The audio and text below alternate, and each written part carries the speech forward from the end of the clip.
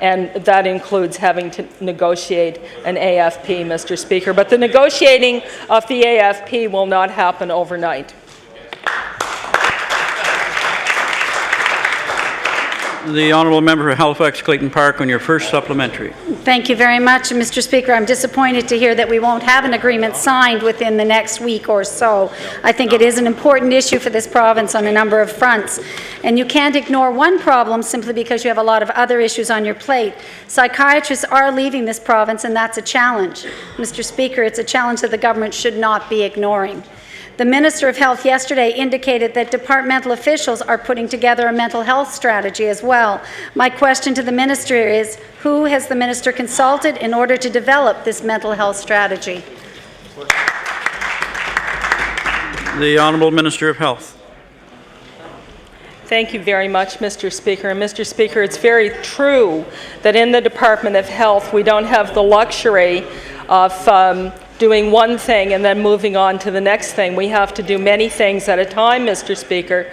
But Mr. Speaker, many of the healthcare unions have indicated that they are prepared to pull back from collective bargaining to allow the department ample time to deal with the H1N1 difficulty. And Mr. Speaker, that's all I was asking for as well with this particular group of psychiatrists with respect to their AFP.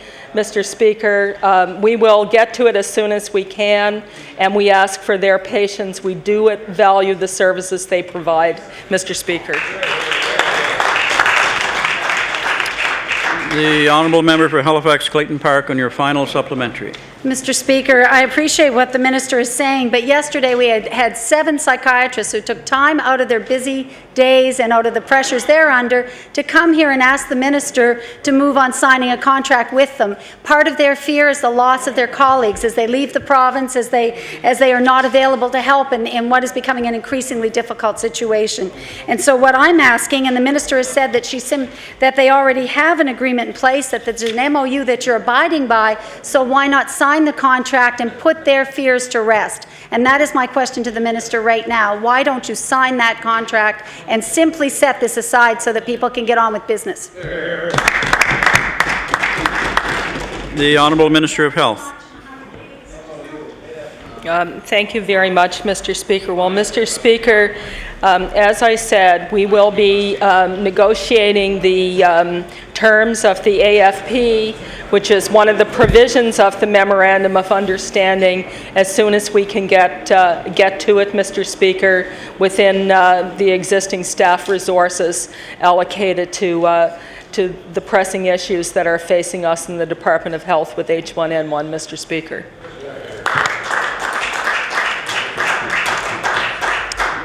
The honourable member for Cape Breton West. Thank you, Mr. Speaker. Mr. Speaker, my question through you is to the Premier.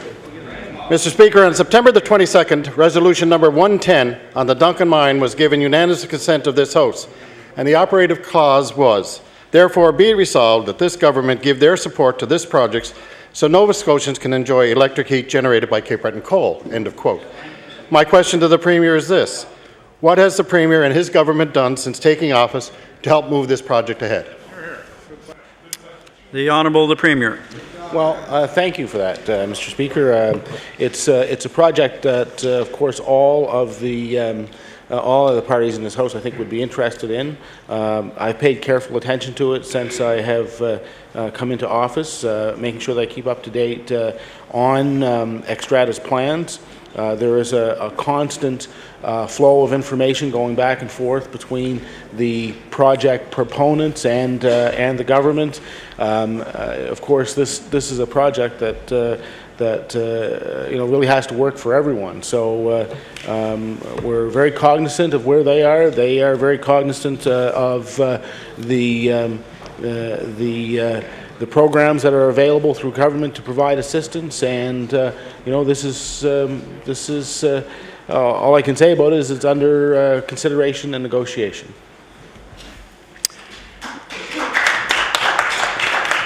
The honourable member for Cape Breton West on your first supplementary. Thank you, Mr. Speaker, and I thank the Premier for that answer.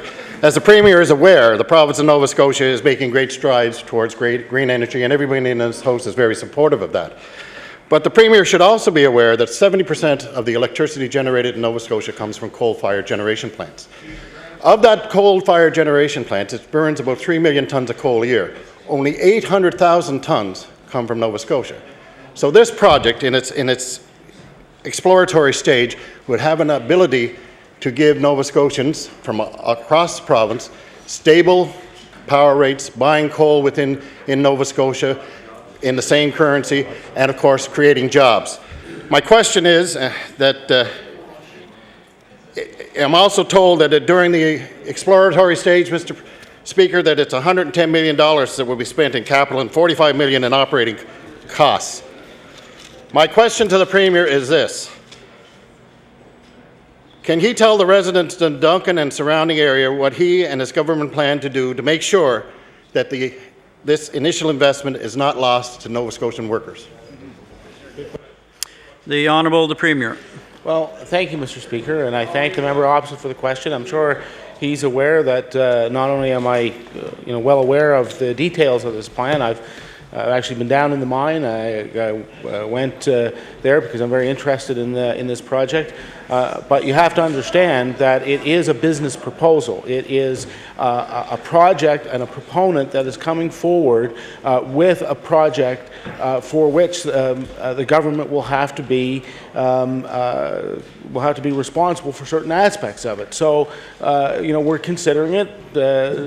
I think if you talk to the proponent, they will find that our offices have been open to them. We've been clear with our advice to them. We have looked and are continuing to work with them in terms of the flow of information that they need in order to be able to move the project forward. And Mr. Speaker, that's where it is. This is a business deal. This is a project that needs to go forward and to satisfy a range of interests, including the economic ones. The Honourable Member for Cape Breton West on your final supplementary. Thank you, Mr. Premier, and I would say through you to the Premier that I'm well aware of the proponents of the project. I speak to them on a regular basis. I'm familiar with the Donkin coal because I was actually worked in the lab that did the processing on that coal when it was first mined. At the end of the day, this project has a significant impact on all of Nova Scotia, certainly environmental and for electrical purposes. Mr. Premier, are you prepared to take the steps needed to allow Nova Scotia Power to burn Donkin coal during the four-year exploratory stage and open the door for hundreds of millions of dollars of investment into our province?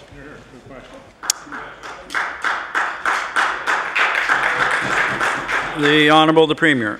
Well, thank you, Mr. Speaker. As you may know, the question of whether or not there's a contract between Nova Scotia Power and Xstrata is a matter of the private business relationships between those companies.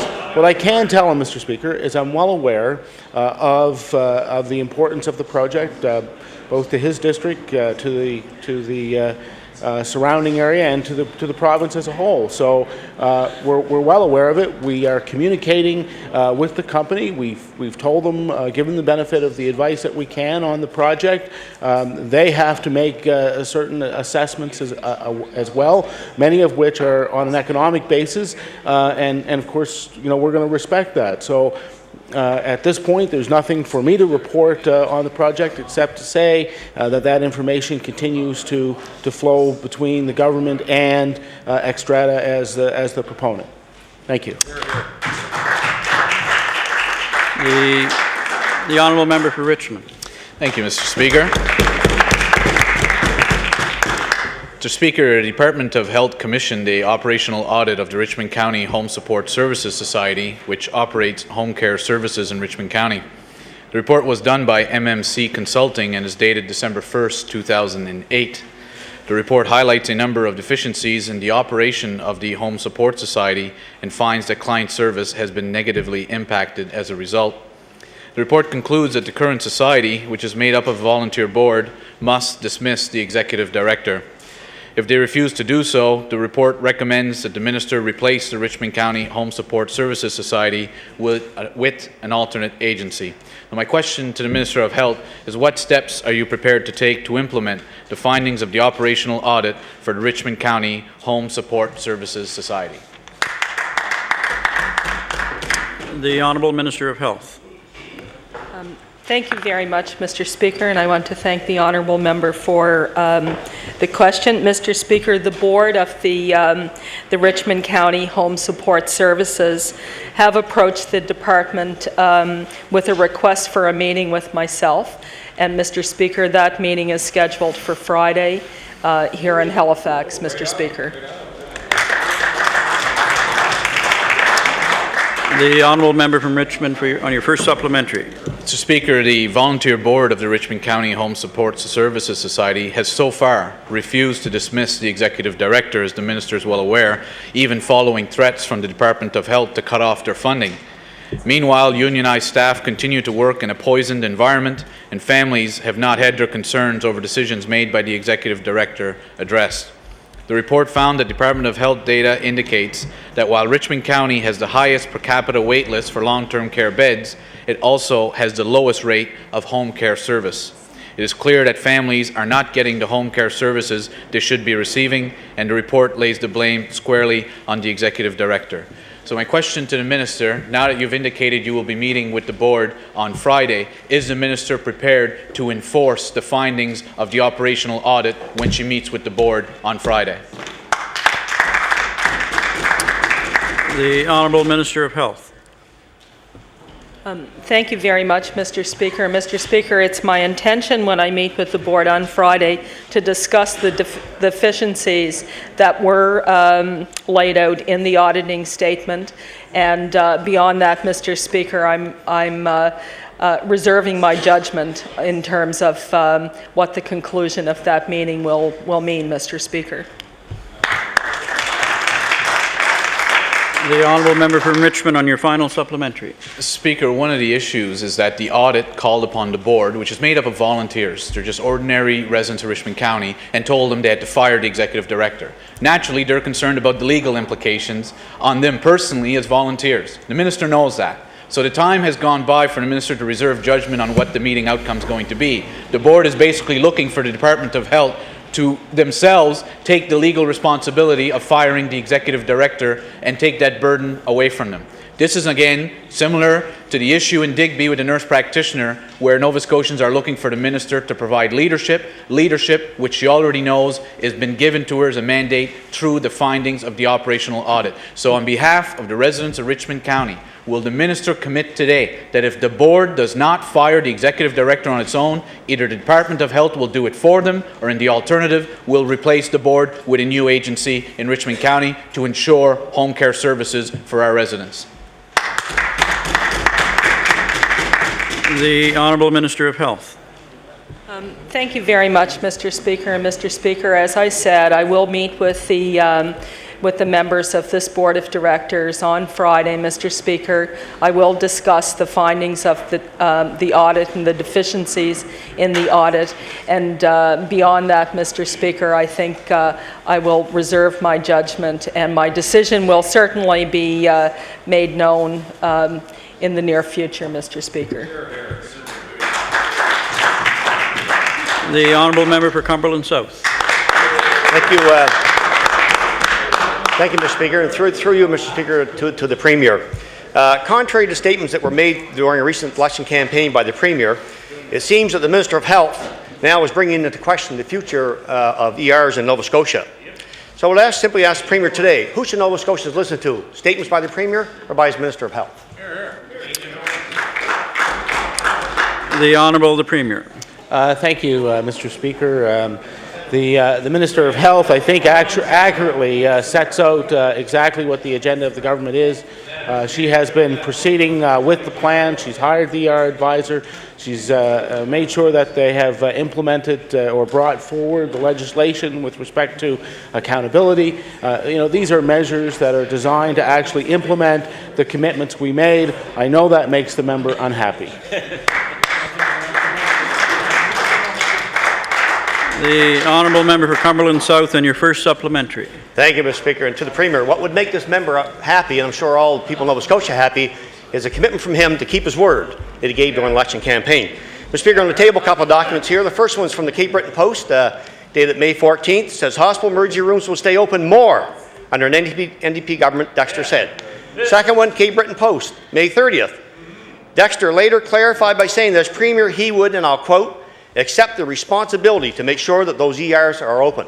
Mr. Speaker, I'm asking the Premier today, contrary to what the staff of the department have said this morning, that he would, as he stated during the campaign, accept the responsibility, in his words, to make sure that those ERs are open. And that means across Nova Scotia, Mr. Speaker. The Honourable the Premier. Well, I want to thank the member opposite for bringing forward those campaign news reports and point out to him that this is exactly what we're doing. We're taking responsibility. We're taking steps to make sure that we're able to provide services in those communities for years that have not had, adequate emergency services. Is it going to be resolved overnight? We never said that. What we did say is that it's time to make sure that we have a plan to implement that delivers services, healthcare services to the people of this province. It is what we're doing. The honourable member from Cumberland South on your final supplementary. Thank you, Mr. Speaker. Mr. Speaker, again, through you to the Premier, I'd suggest the Premier look at statements that have been made today, both publicly and outside of this House, in regards to officials from the Department of Health about that very issue. You may want to look at that, Mr. Speaker, and rethink about what's being said here today as well. Mr. Speaker, the Department of Health has provided additional funding in Cumberland County for ERs in Pugwash and Parsborough. My understanding is that will continue to January 2010. I want to ask the Premier today if he will commit to ensuring that money stays in place and that those ERs will not close. The Honourable the Premier. Well, thank you, Mr. Speaker. The reason why we have a Department of Health and a minister and a plan for all of this is to make sure that services, just like the ones that you've outlined, are able to continue to be offered to the citizens of your communities and, in fact, communities right across the province. The planning process, the work of the minister, the work of the department will continue, and as I pointed out earlier, I don't believe there's any contradiction between what I've been saying and what the Minister of Health is saying. In fact, I think we're saying exactly the same thing, is that we truly want the best possible health service for the people of the province.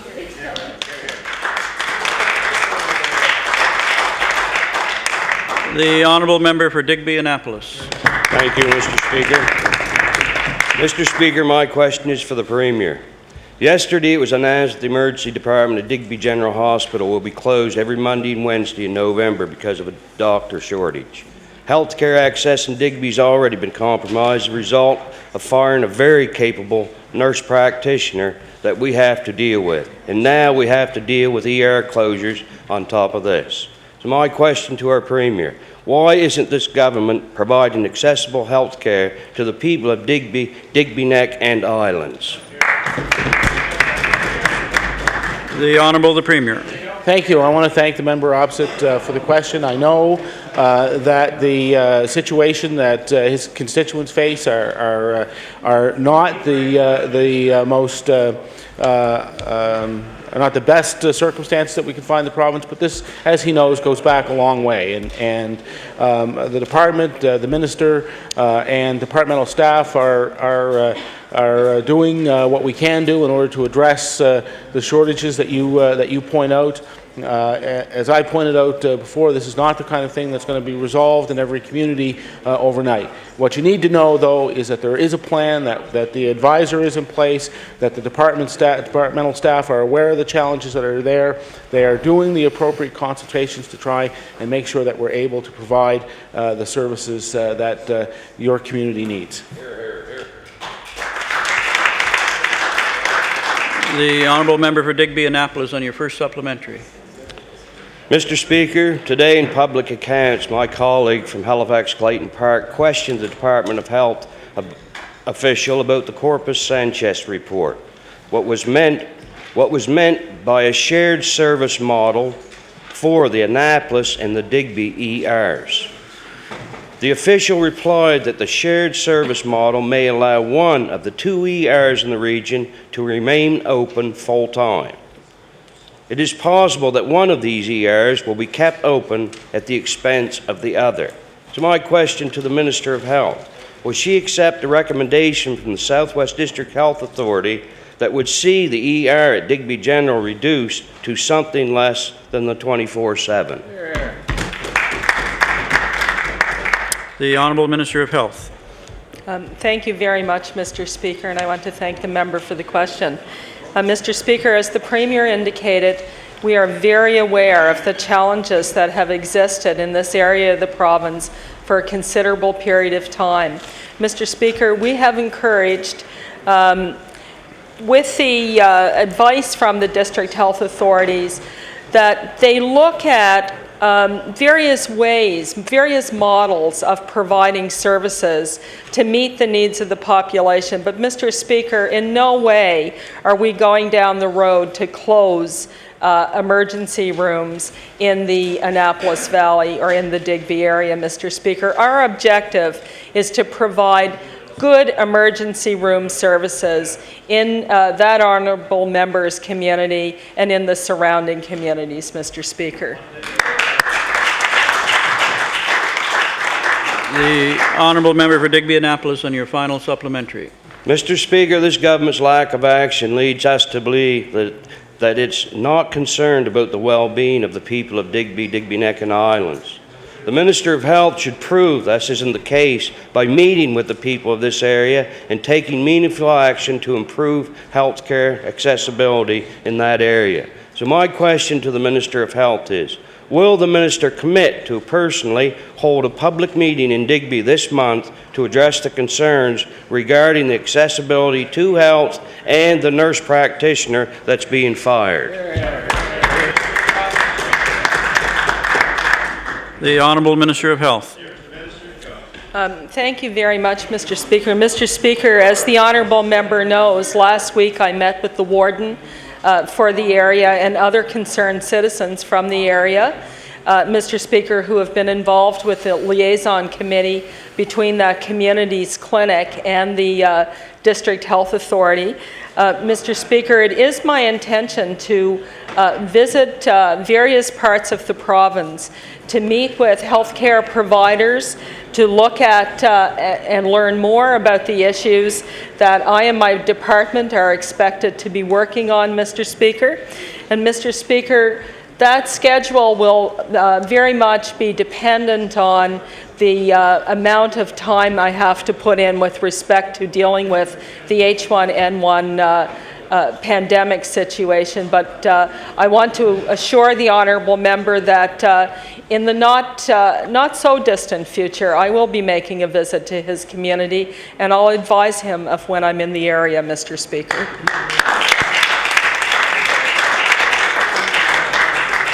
The Honourable Member for Victoria the Lakes. Thank you, Mr. Speaker.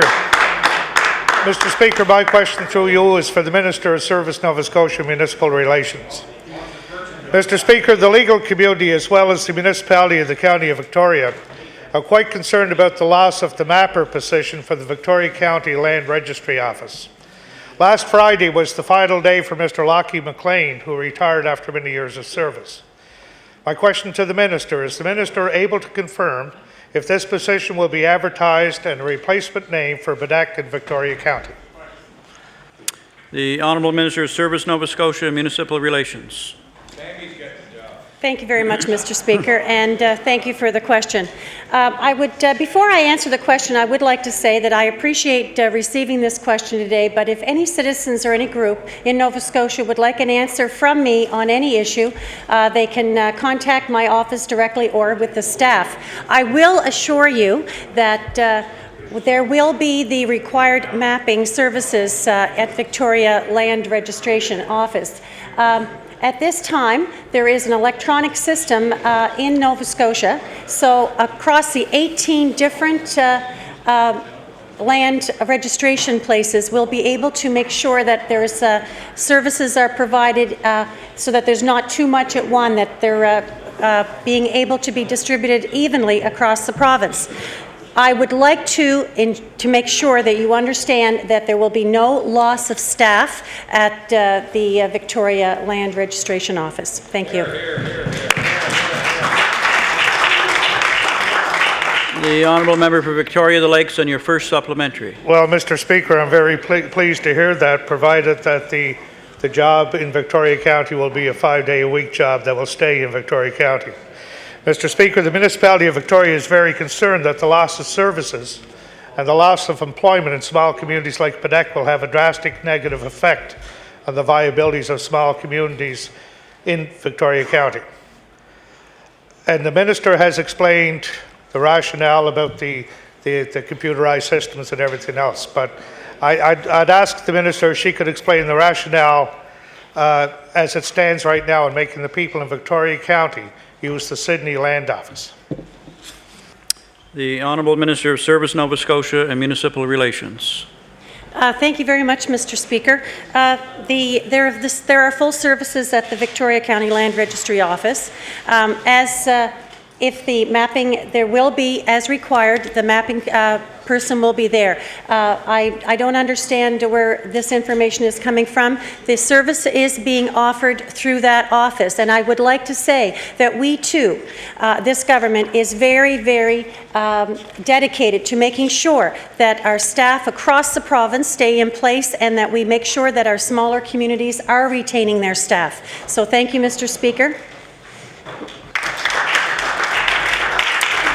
The honourable member for Victoria the Lakes on your final supplementary. Thank you very much, Mr. Speaker, and it's certainly pleasing to hear that the service will be there, but I think the understanding is it might only be a couple of days a week, which would be a hardship to anyone that's having work done by the legal community or the municipality.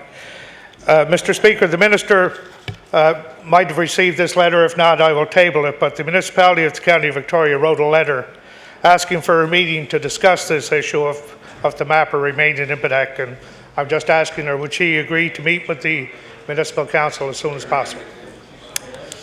The Honourable Minister of Service, Nova Scotia and Municipal Relations. Yes, thank you very much, Mr. Speaker. No, I have not received that letter, but I also want to repeat that if any group or if any citizen needs to meet with me on any of the issues around Service Nova Scotia or municipal relations, I definitely will meet with them. So yes, I will meet with them as soon as my schedule allows. And I just also want to say that to assure you that the staff at the Land Registry Office will remain in place. Thank you.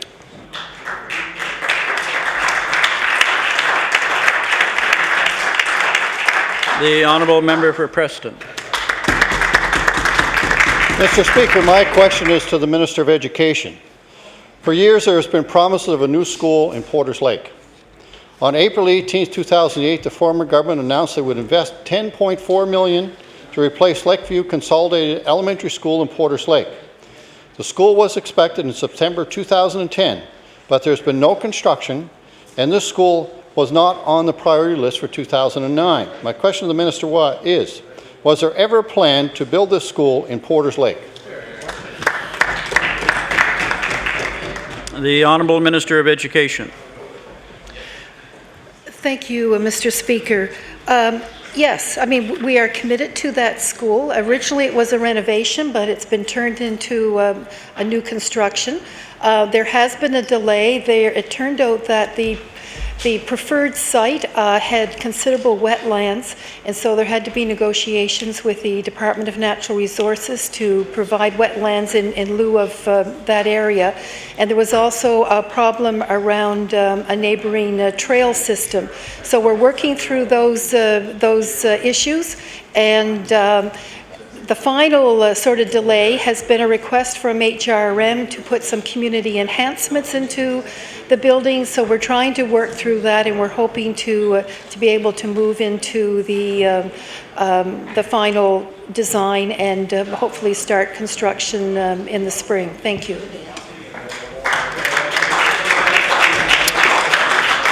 The honourable member for Preston on your first supplementary. Thank you, Mr. Speaker. This school has been promised for a long time, and I'm pleased to hear that the minister is committed to continuing with this project. And will the other school in the Chesncook area, the small school in that area, close at the same time? The Honourable Minister of Education.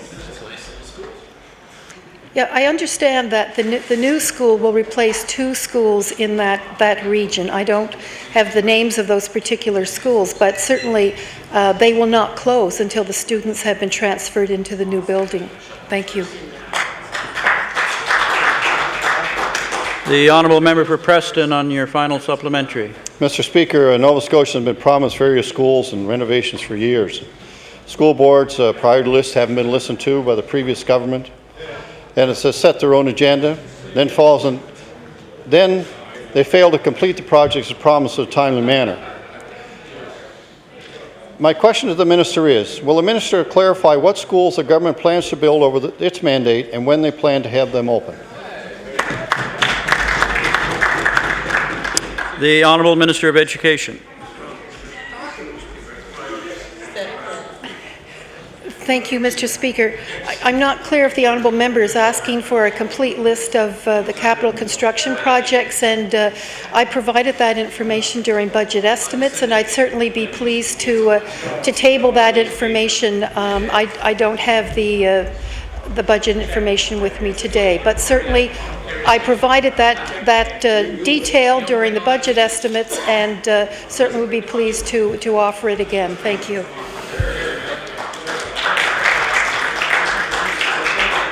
The honourable member for Cape Breton North. Thank you, Mr. Speaker. My question through you is to the Minister of Energy.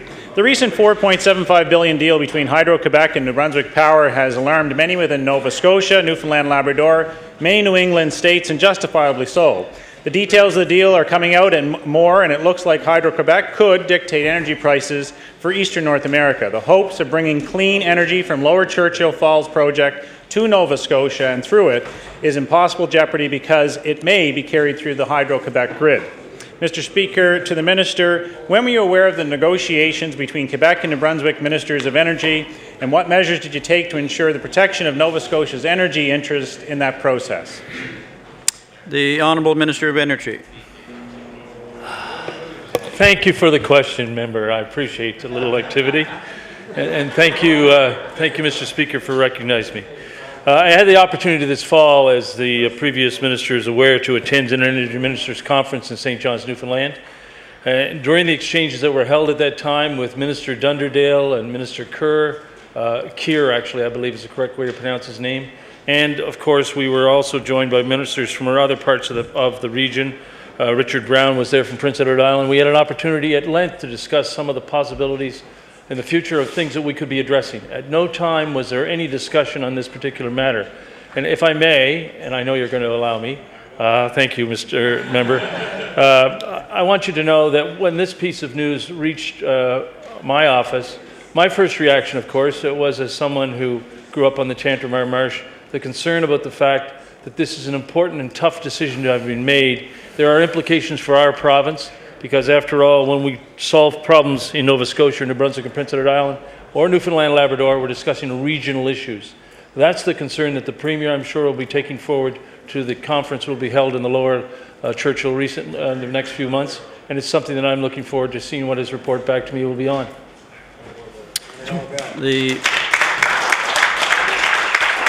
honourable member for Cape Breton North on your first supplementary. Yes, thank you very much, Mr. Speaker. As the Minister would know, Nova Scotia and Newfoundland and Labrador's energy interests may now be negatively affected. The significance of this energy deal with the province of Quebec makes Premier Graham the pupil of Joey Smallwood on broking energy deals with Hydro-Quebec. This deal and the reluctance to grant an energy corridor for transmission could effectively cut Nova Scotia out of the New England market. Anyone can see that Hydro-Quebec's energy intentions are to become the dominant, if not sole, energy force within Eastern Canada. My question, what discussions have you had with the executives from Emera and Nova Scotia Power to ensure that they're not engaged in talks with Hydro-Quebec regarding even partial ownership of our dominant energy supplier here in Nova Scotia? The Honourable Minister of Energy.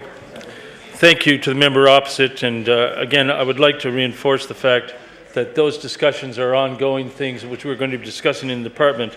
And one of the issues that I want to be very clear on, and as soon as I found this out, I was aware of the acts of 1992, and I think it's for the member, not that particular member isn't aware of this, but for other members of the House, an important Nova Scotia Power Privatization Act introduced at that time very clearly restricted that non-resident ownership could not exceed 15%.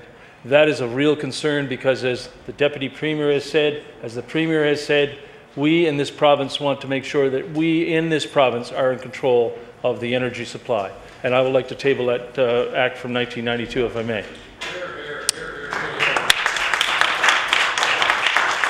The honourable member for Cape Breton North on your final supplementary. Thank you, Mr. Speaker. Emera is a publicly traded company, and there's no denying that Hydro-Quebec is in a financial position to take a stake in Emera.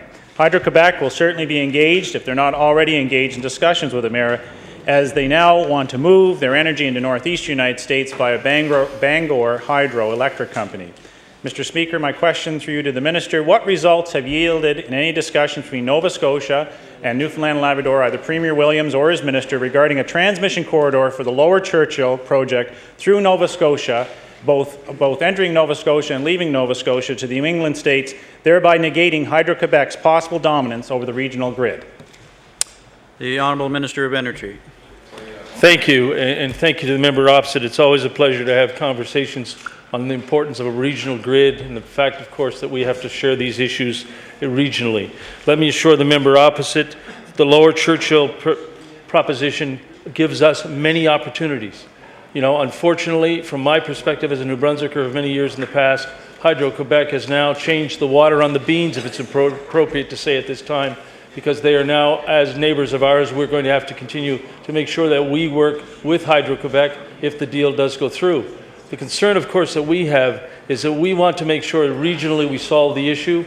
I know the Premier will bring that concern to the Premier of Newfoundland and Labrador, and I want to be assured that Richard Brown from Prince Edward Island and Kathy Dunderdale from Newfoundland are people that I have a great deal of faith in, because we want to make sure that Nova Scotia's interests are a top priority. But thank you for the question. You've made my day.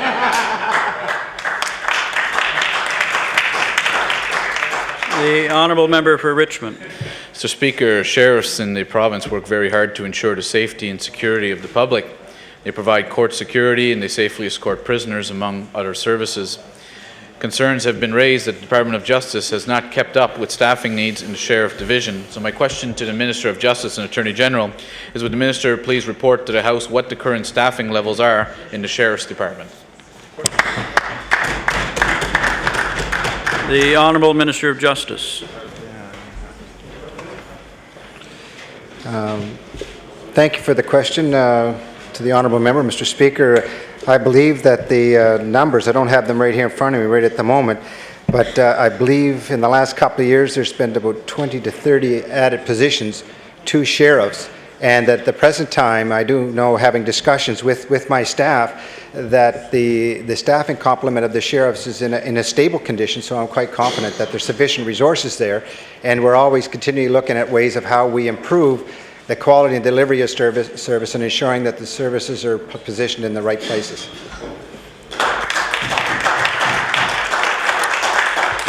The honourable member for Richmond on your first supplementary. Mr. Speaker, it's been brought to our attention that there are applications for new sheriffs that are on hold and that appointments are still sitting on the Deputy Minister's desk since the change of government took place. In fact, Mr. Speaker, it seems that the High Sheriff is having problems filling shifts and is having to bring in sheriffs from out of town throughout the province elsewhere at times due to lack of sufficient staff.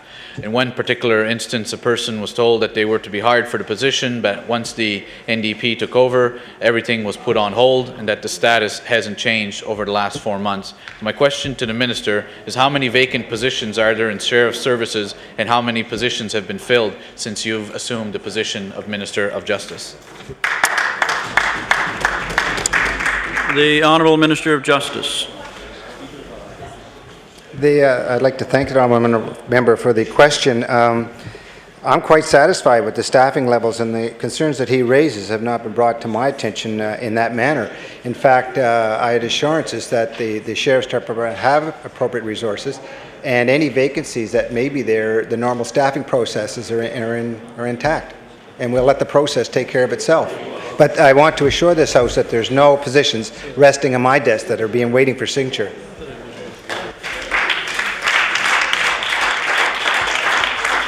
The honourable member for Richmond on your final supplementary.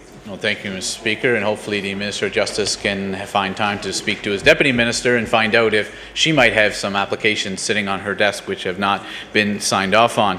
Mr. Speaker, Nova Scotians learned of some of the obscene overtime being paid to some of the nurses in Capital District due to nursing shortages. The concern here is that a lack of sheriffs is once again going to cause overtime and extra travel when they're having to be brought in from other parts of the province due to staffing shortages. Speaker, we know the important role sheriffs play in court security, and just 2 weeks ago in the Halifax courthouse, a man threatened a Crown attorney in the middle of a hearing. So, Speaker, we need to ensure that our justice system is working properly and that the security of everyone involved in it is being protected, especially with the proper complement of sheriffs. So my final supplementary to the Minister is, will the Minister commit to providing this House with the details as to whether there are any shortages that exist within sheriff services in Nova Scotia? The Honourable Minister of Justice. I want to thank the member for his question. And Mr. Speaker, I just want to talk a moment on the Sheriff's Department, that I have all the confidence that they're doing an excellent job. In conjunction with the Deputy Minister's position, I can assure him that nothing sits on her desk, and anything that needs to be brought forward to me is done in a very timely manner, and I have great confidence in the service that she provides. Concerning the Sheriff's Department, I'm also very confident with the quality of service and the director that's within that department. And concerning the issue of vacancies and its pattern, we can get him that information, but I'm very confident that it's in a very stable position.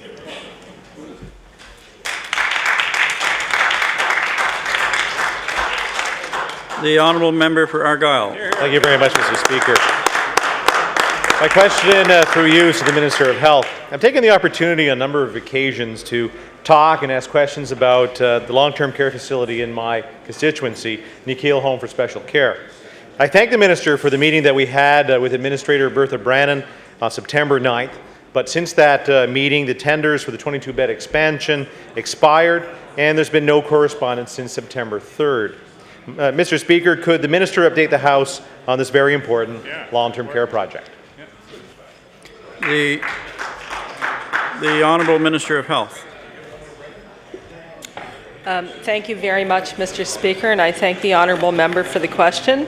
And Mr. Speaker, indeed, I did have an opportunity to meet with the Honourable Member and the Administrator for the home. Mr. Speaker, the continuing care strategy has allocated additional allotments for beds for that particular home. They're needed in that community. And Mr. Speaker, my department and myself, this government, are committed to work with that particular facility and with the Honourable Member to see how we can achieve what he desires and what we desire, Mr. Speaker. The Honourable Member for Argyll on your first supplementary. Thank you very much, Mr. Speaker, and that's what the community desires. Mr. Speaker, the Board of Directors and the Administrator do feel a little abandoned right now. There's been no correspondence, there's been no phone calls, no email. Do you think that the department might want to let Nikhil know what the next steps are? Mr. Speaker, my question, could the Minister commit to writing a letter to Nikhil Home to give them an idea if they're still on the list for the 22-bed expansion, and if so, what are the next steps? The Honourable Minister of Health. Thank you very much, Mr. Speaker. And Mr. Speaker, if they have any confusion about what the next steps can or should be, I would be happy to communicate with them to bring some clarity to them on this. Thank you, Mr. Speaker. The Honourable Member for Argyll on your final supplementary. Again, thank you very much, and I thank the Minister for the answer. And like I've been saying, that they haven't received an answer since September 3rd. So even past the time that we had the meeting on September 9th, there really has been no follow-up from her department. So they are feeling a little left out in the cold right now. They don't know whether they still have a project or not. So, Mr. Speaker, will the Minister, and actually, Mr. Speaker, that they've spent about $600,000 to get to this point today, with the tendering, with the well, and all the stuff that they've been needed to do to get the project going. But now that there's nothing really going on, Nikhil's worried about the loan that they took out to cover these costs. So, Mr. Speaker, will the Minister also, in her letter, commit to ensuring that the department will help cover the servicing costs on the loan while the project is in limbo. The Honourable Minister of Health. Thank you very much, Mr. Speaker. And Mr. Speaker, as I indicated in my earlier response to the member, Mr. Speaker, we would like to see the additional beds added to this facility in this community, and we're more than happy to continue to work with that particular operator to see what it is that we can achieve for the community and for our continuing care strategy, Mr. Speaker.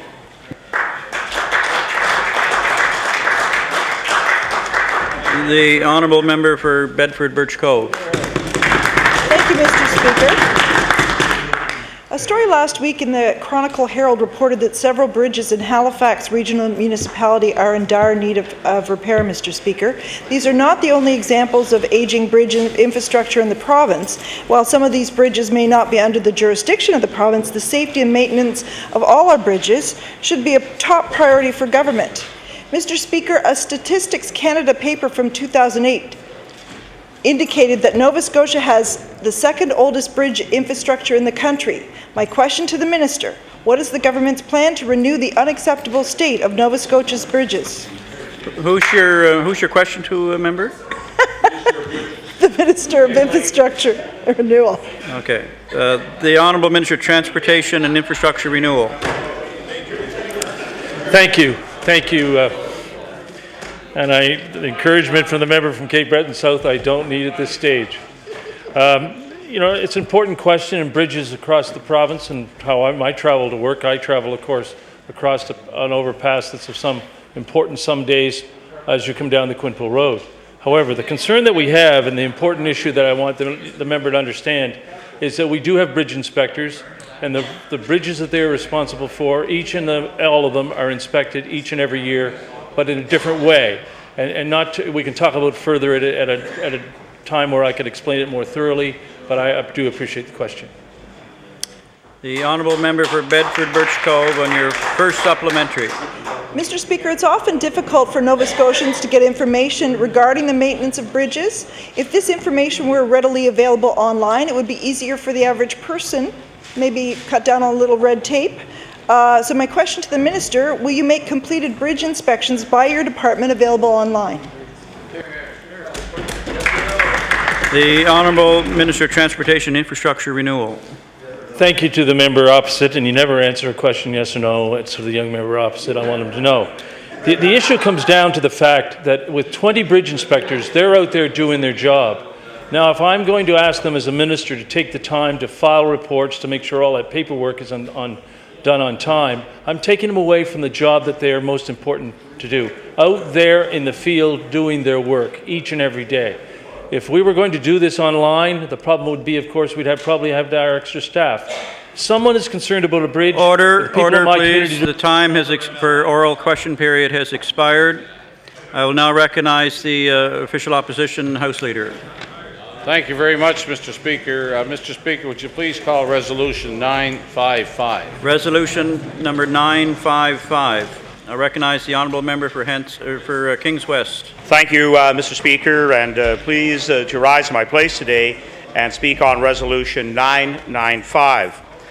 We know in Nova Scotia that the H1N1 rollout of vaccinating Nova Scotians was very problematic from the beginning.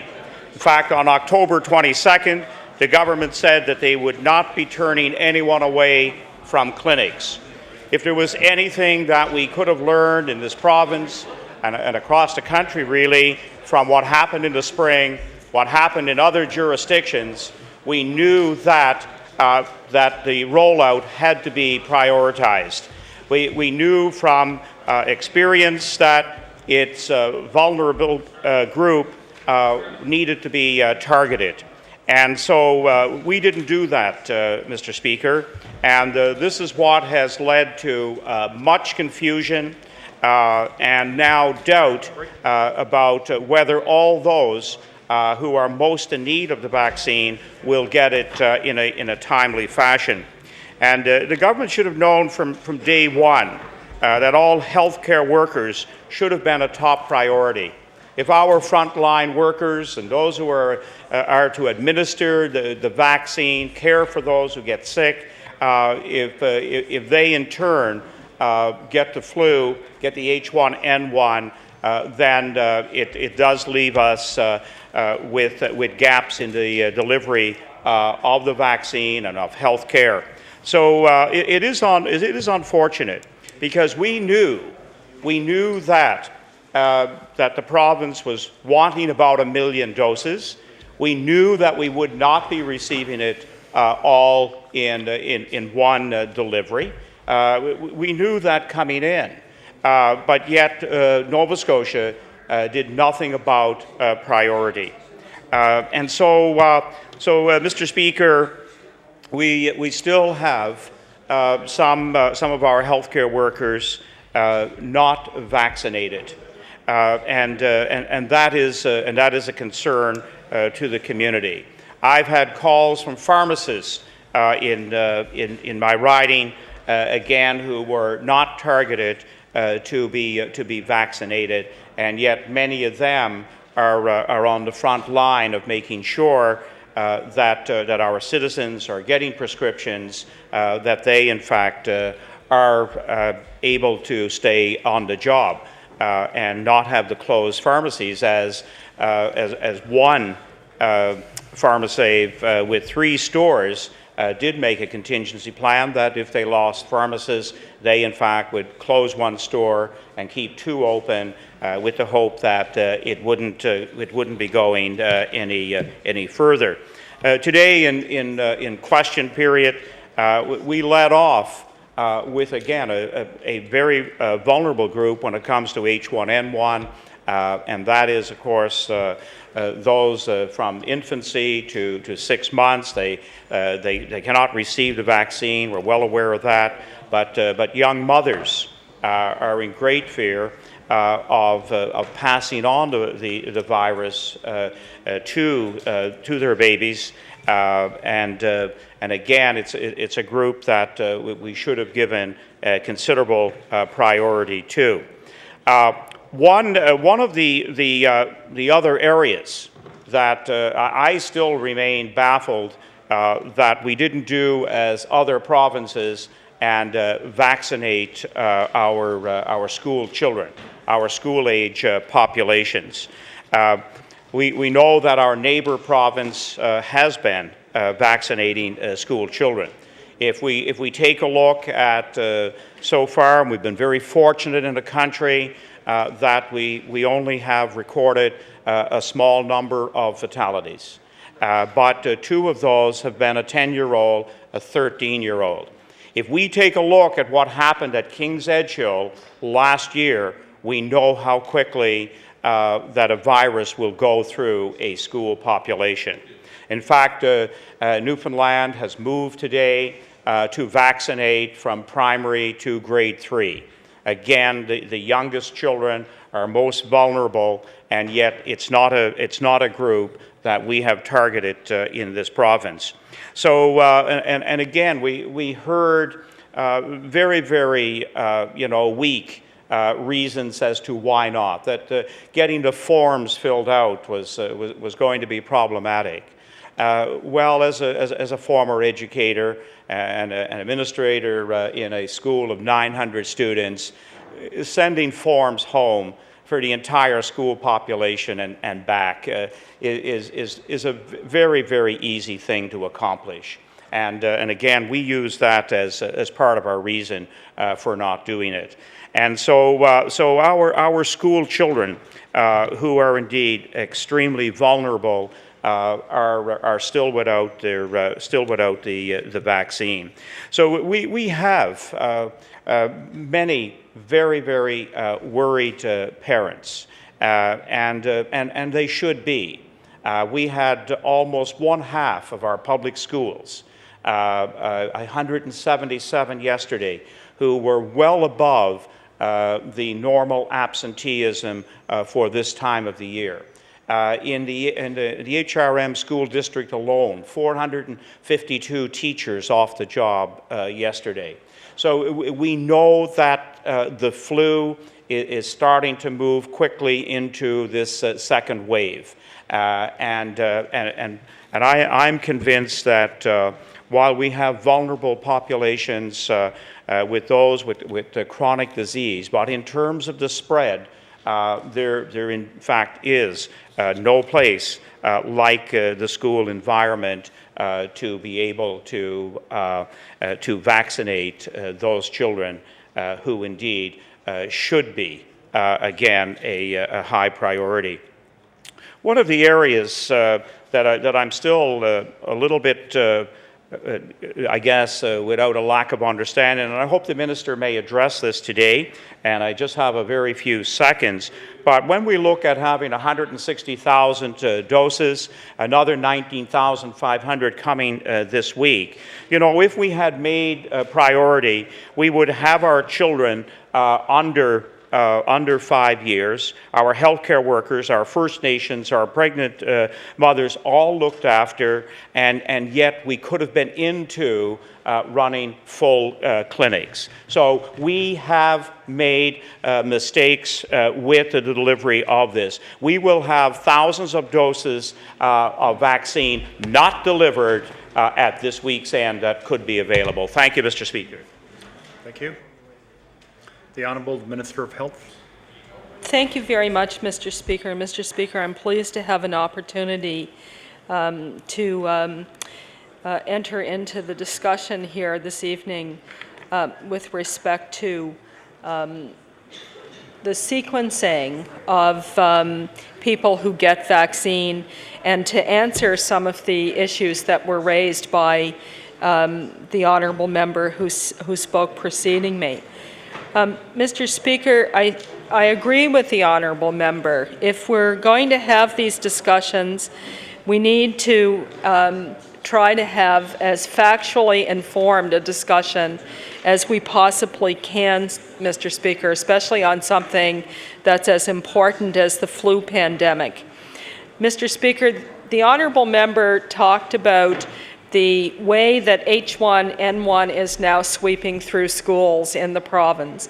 And indeed, Mr. Speaker, we are seeing an increasing presence of absenteeism in the schools, and we can attribute this to H1N1. But Mr. Speaker, the fact that young people in schools get H1N1 doesn't mean that they will be the people who will get the most ill, that they will be the people who are the most threatened.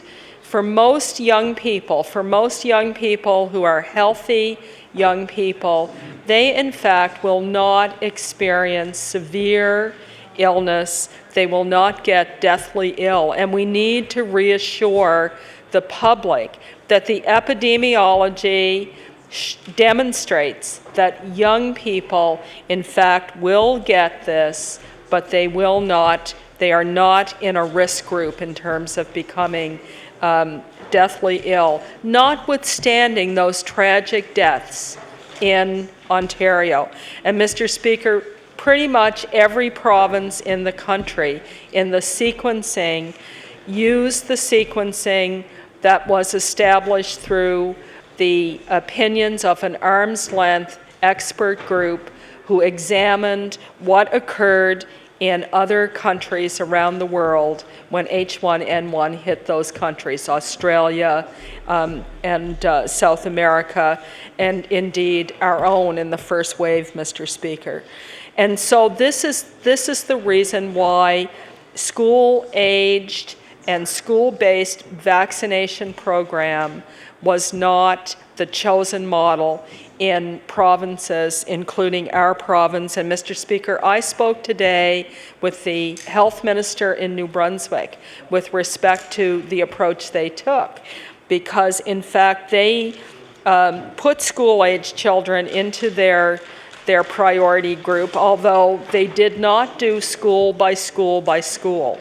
Some schools in New Brunswick were places where they had community clinics. The mass clinic was in the school, and while they were there, they did the school-age population. And Mr. Speaker, the outcome of that particular choice and strategy, though, Mr. Speaker, is that today, New Brunswick will run out of vaccine for the high priority groups in the sequence.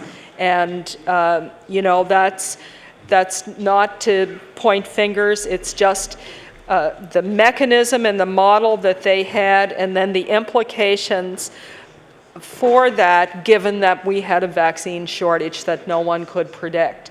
And so they're unable to predict, you know, that they would have an interruption in supply, and this means now they will have to make some decisions as we await to hear what the supply will be in the coming days and weeks. So, Mr. Speaker, it is the case that we have had to make choices. Mr. Speaker, I'd like to quote from Dr.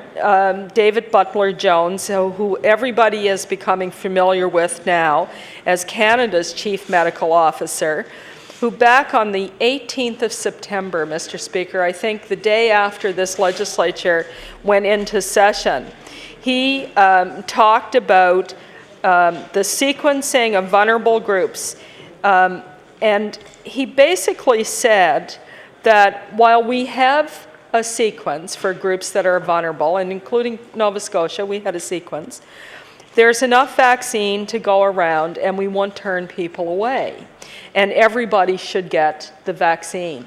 And Mr. Speaker, I'll table this report that was in a newspaper, the Kirkland Lake Northern News newspaper, because it does demonstrate where we were on the 18th of September in the country. We were in a situation where a lot of preparatory work had been done, and we knew that some groups were more vulnerable, not to get the disease, but to become really sick if they got the disease. That's what the sequence is based on. It's not who's most likely to get this disease. The sequence is based on who's most likely to become really, really ill if they get the disease. And we know that that is small children, especially under the age of 2, actually, but children under the age of 5 have the least amount of ability to fight this infection. Pregnant women, members of First Nations communities, and of course we have to protect our healthcare workers because ultimately we need them on the job in our healthcare facilities dealing with this problem, Mr. Speaker. So this is why we have a sequence. In addition, we have people who have chronic illnesses and chronic conditions as part of the sequence, and that covers a very broad range of illnesses. It can be cancer and it can be asthma. And there are people who have asthma that have mild cases of asthma and it's quite well managed. But there are also people who have asthma who have very serious asthmatic conditions. Mr. Speaker, as we move through the highest risk groups and they are vaccinated, we will move to the next groups of people, Mr. Speaker, who are next at risk. And we will also, as the supply of vaccine comes back into the system, be able to respond and broaden the categories of people. I hear members talk about the kids in the schools, and I really understand why families are anxious about these children. They're in places where they congregated and they're picking it up. And, we've seen those dramatic and tragic deaths in Ontario. We will consider what we can do, but we have to go with the epidemiology, what the medical experts are telling us, Mr. Speaker. Thank you. The honourable member for Argyle. Thank you very much, Mr. Speaker. It's my pleasure stand for the next few moments and speak to this resolution. Mr. Speaker, I think as every MLA in this House has been receiving a number of calls, especially when it comes to the clinics for H1N1, and the misunderstanding that they're having on the way information is being rolled out. Mr. Speaker, I'm going to read a couple of, unfortunately I can't necessarily release the names, but I just want to maybe understand the kinds of questions that I'm getting at my constituency office, and I just want to look to the members opposite, maybe the members on this side. Let's see them if they're going to shake their heads and see if they're getting the same phone calls that I am. And Mr. Speaker, one really has to do with her children, the feeling that her children are in the targeted group. Under that age, and not being able to get it. And Mr. Speaker, we're finding that we're having to pass along the 1-800 number, 1-866 number, so people can try to get more information. But a lot of times they need a place to vent. They're upset, they're scared from the information that's flowing around by the media.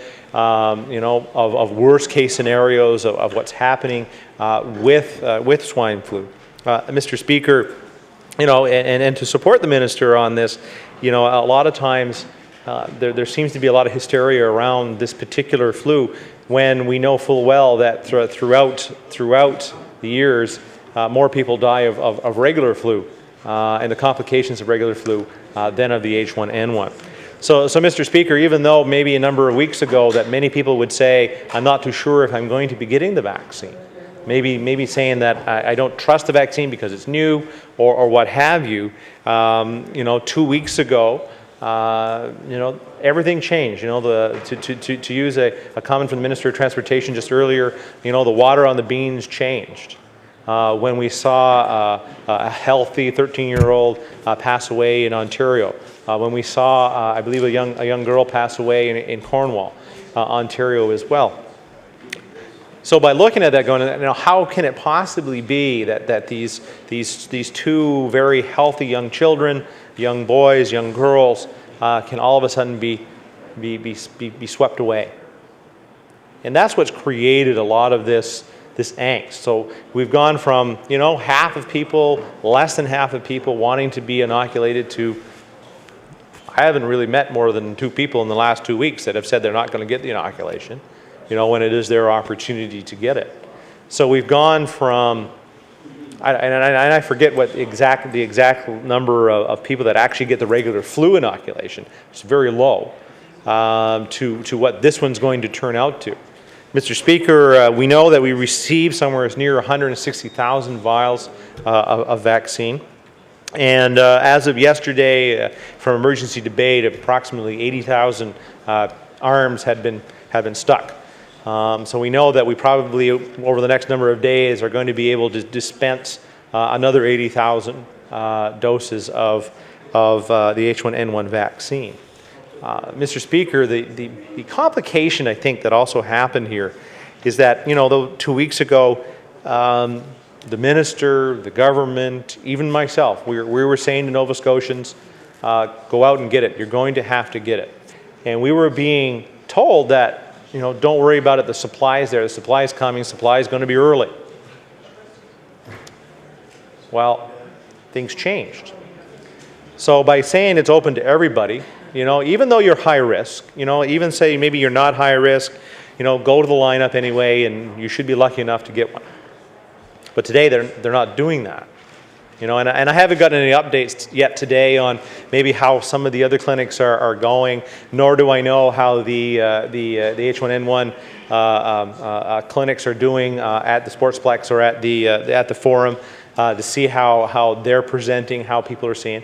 I was pretty happy with the comment that Ms. Hall brought forward during public accounts this morning when she said that the assessment clinics are actually doing well by diverting people out of the regular emergency room into the assessment clinic. So people are understanding that flow, and hopefully we'll garnish a lot of information off that one as the number of days go.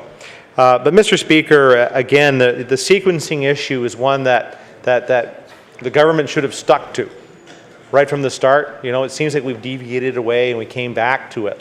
And that's what's caused, I believe, the majority of the complication over the last number of days.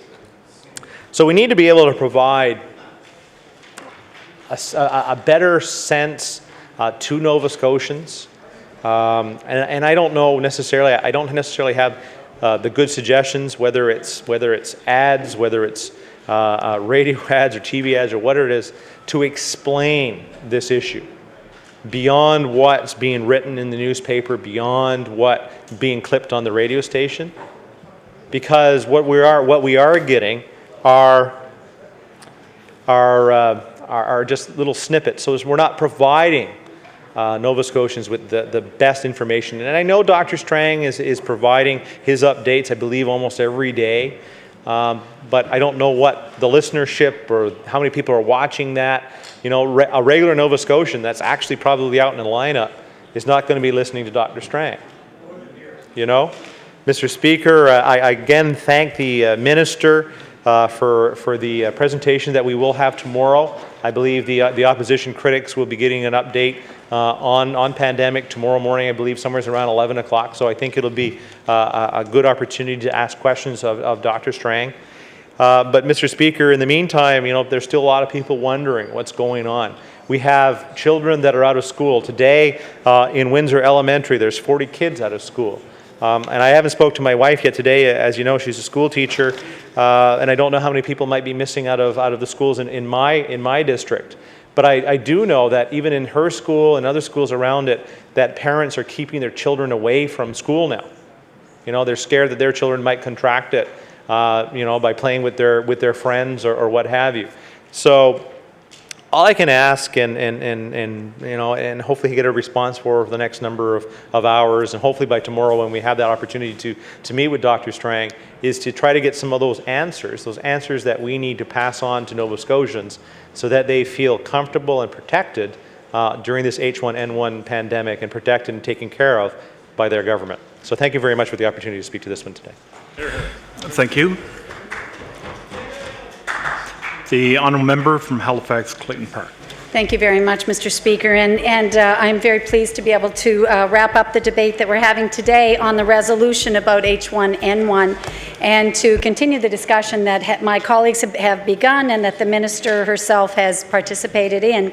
Mr. Speaker, this continues to be a major topic of discussion in every corner of this province. And when we stand here and say that we've received emails from our constituents, we also know that we are talking about it everywhere we go with the people that live in our area and here in the city, and we're hearing from everybody.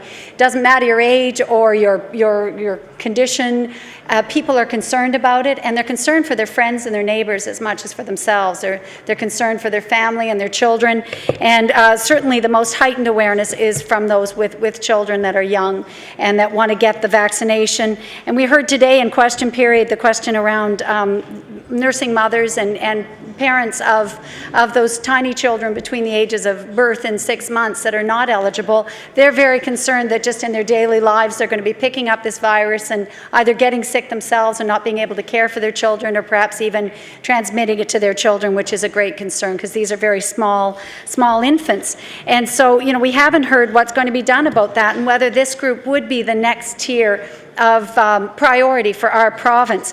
And Mr. Speaker, that's the kind of question that we really want answered. I know that Dr. Strang gave another update today, and we heard that in fact he was giving some update on how many had been confirmed. There are apparently 377 lab confirmed cases of H1N1 in the province to date. But we've been told as well that you could multiply that by at least a factor of 20 for those that did not get as ill and didn't come in and didn't get a lab test done. So we're into thousands of cases, and you know, I can say myself that one of my family members has had that as well. And as the Minister said, although young people may be more apt to get it, they can also weather the storm. Most of them will not get seriously ill. And my daughter was sick with it over a week ago, almost 2 weeks ago, and she was just fine. But it did take her 4 days of having a miserable flu. And I think people do need to keep calm and realize that most of us, if we do get this, will be feeling badly and have flu-like symptoms that will last a little bit longer and have fever, but not be seriously ill, not require hospitalization.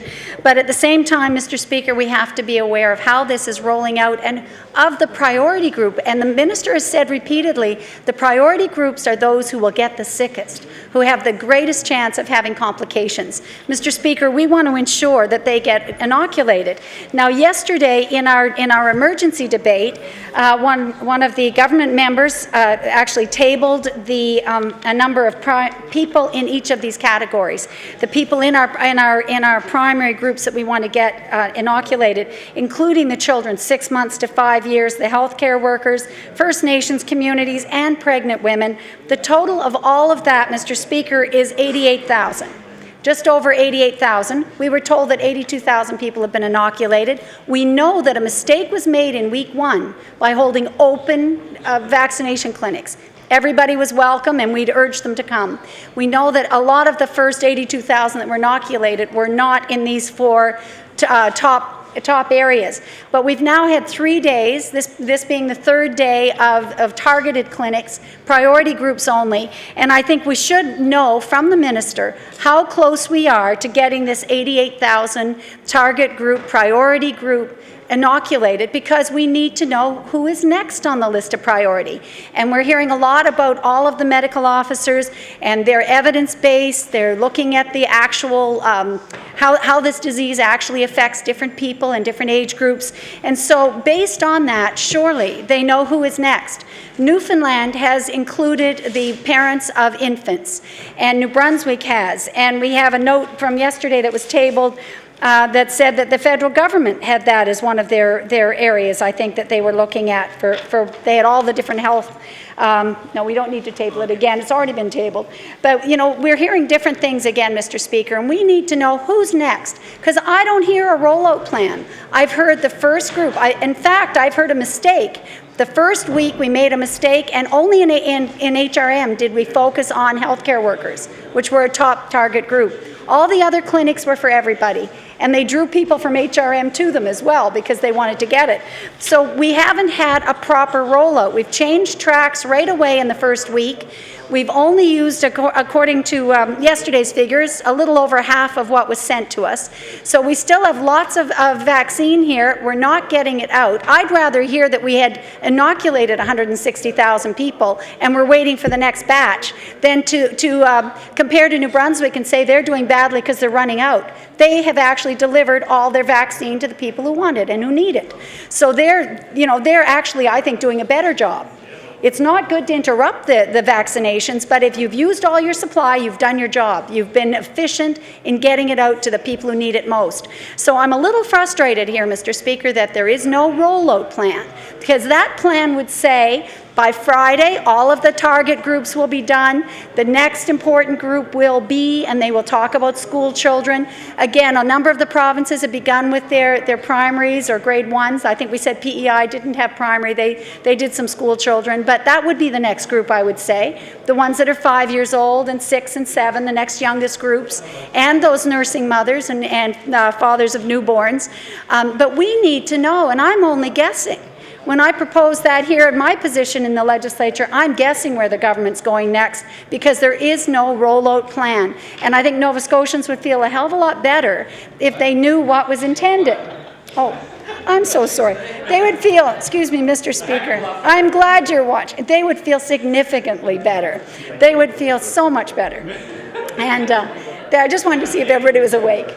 But it's just awful. Anyway, Mr. Speaker, I don't have much time, so I must continue. I just am really urging the government to look at their plan. I believe that somebody's got one. Somebody must know who's next. But I want to know who's on first, who's on second, who's on third, how we're going to roll out this game, and how everybody's going to get inoculated. I have every confidence, Mr. Speaker, that by Christmas, by December, as we've been told, every Nova Scotian will have received the vaccine if they're willing to take it and able to take it. So I'm not suggesting we won't get there, but right now, this pandemic is actually progressing faster than was ever anticipated. And we're not in the peak of the pandemic. We haven't hit that point yet. We know there's a life cycle to these things, and this second wave is still growing. And that's why I feel that we need to hurry up. As I said, the flu has definitely visited my household, and I'm sure many others in this house, because you just have to look at how widespread it is in the population. And we know it's growing, and there are people that are most at risk. And again, I go back to this total. If it's only 88,000 that were in this first targeted group, the first four primary groups, when can we know for sure that we can move on to the next ones? Because there was 160,000 doses of vaccine sent here. We must have about 100,000 left, I would say. When can we get on to the next important groups? Nova Scotians are happy to wait their turn, Mr. Speaker. They're happy to get in line and understand that. But I don't think it's anything to crow about 9%. Being inoculated at this point. That's not very many Nova Scotians. We know there are a lot of people with chronic illnesses. I've heard from people who have relatives that are fighting cancer and other chronic, really serious diseases. They want to know when their number is coming so they can get in line. Mr. Speaker, I'm calling on the Minister during this debate to give us the rollout plan. Thank you. Thank you. Time for debate on Resolution 955 has now expired. Now recognize the acting official opposition House Leader, the Honourable Member for Dartmouth East. Thank you, Mr. Speaker. I would now call Bill 56, the Public Utility Act, amended.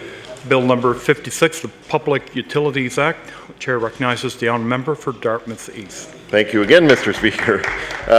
I'm pleased to rise today to speak to a very important and, in fact, time-sensitive bill that's actually become increasingly time-sensitive in the past few days, which is Bill 56, an act to amend Chapter 380 of the Revised Statutes 1989 of the Public Utilities Act. This is a reasonably straightforward amendment, and it has actually been endorsed now by the Union of Nova Scotia Municipalities, because there's a number of municipalities that have found themselves in a bit of a situation and have actually sent representations to the province asking them to pass this. This is the second time that the House has been asked to look at this, and the first time they were asked in the spring session of this year. However, the Act never actually came forward from any party because, as we all know, the House fell and an election was called. So we're bringing it forward now. I'm bringing it forward, and essentially what we have is a situation where, obviously, I think we all recognize that the Public Utilities Act was written at a time when things like geothermal energy were not considered. Mr. Speaker, I think we all understand the benefits of geothermal, but one of the things that some members may not be aware is that there are a number of municipalities in particular who are doing projects, small-scale projects, under 10 customers potentially, where they're trying to reduce the carbon footprint of the province. And the most prominent example I would give is the Alderney 5 project in Dartmouth, in the Minister of Education's riding, in fact, which is the world's first seawater storage system and builds upon the success of the Purdy's Wharf system, which was the world's first seawater cooling system. As members may be aware, that system can't be used during the summer because it uses direct seawater, whereas this is actually a cooling system. There will, at the moment, the municipality can distribute that energy, that cooling energy and the future heating energy to the 5 existing municipal buildings on the site, but they have, and they have had for some time as part of the financial plan for this project, arrangements with the Federal Department of the Environment to distribute cooling energy to the Environment Canada building, which is Queen Square, as well as the King's Wharf project. And I know the Minister of Education was there to cut the ribbon for the King's Wharf project. I know everybody very much appreciated her attendance there for that. And it was, it's a very, very important project that redevelops an existing brownfield site. They are at the point where in the next couple of weeks they will be getting a Stage B development agreement approval, or expected to get that from Harbour East Community Council, which will allow them to start actually putting shovels in the ground on that site in a major way. They need to be able to put the geothermal pipes from the Alderney 5 project in at the same time, and if the House does, as we expect, recess in the short term and does not come back until the new year, it may be too late to take advantage of some of these opportunities without significant financial risk to all the players. Now, it's not just in HRM that this is an issue. Spring Hill, I know, is also looking at small-scale systems.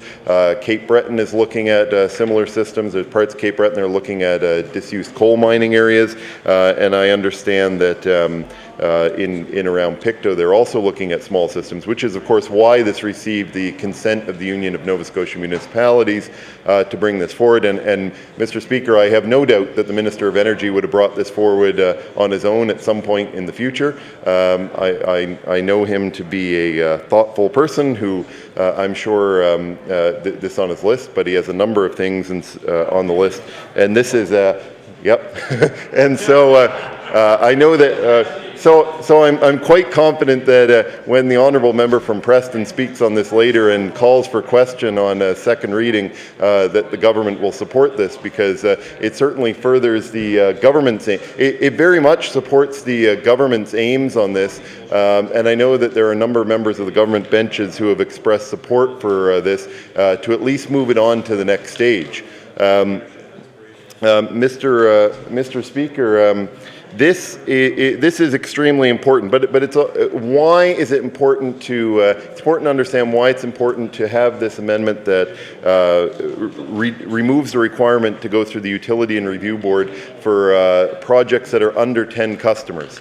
The issue is cost, and the Utility and Review Board itself has indicated that, you know, if they had the power, they would actually waive their oversight for similar projects, but they don't have that power under current provincial legislation, and therefore they don't have the opportunity to do that. And so what happens is you have a situation where investments are made in large geothermal heating and cooling projects. There is excess energy that is able to be distributed to the neighboring community, and the neighboring community therefore has a situation where there is insufficient, where there's excess energy that could be sold. We could reduce our carbon footprint, reduce energy costs, and yet, unfortunately, they don't do this now, and people stay on fossil fuels.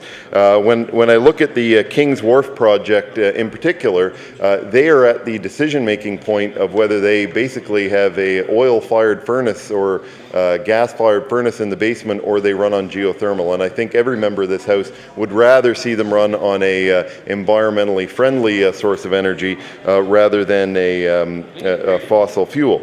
And not only that, it protects the costs for the future residents of that development, as well as the commercial tenants in that, which is good for our economy.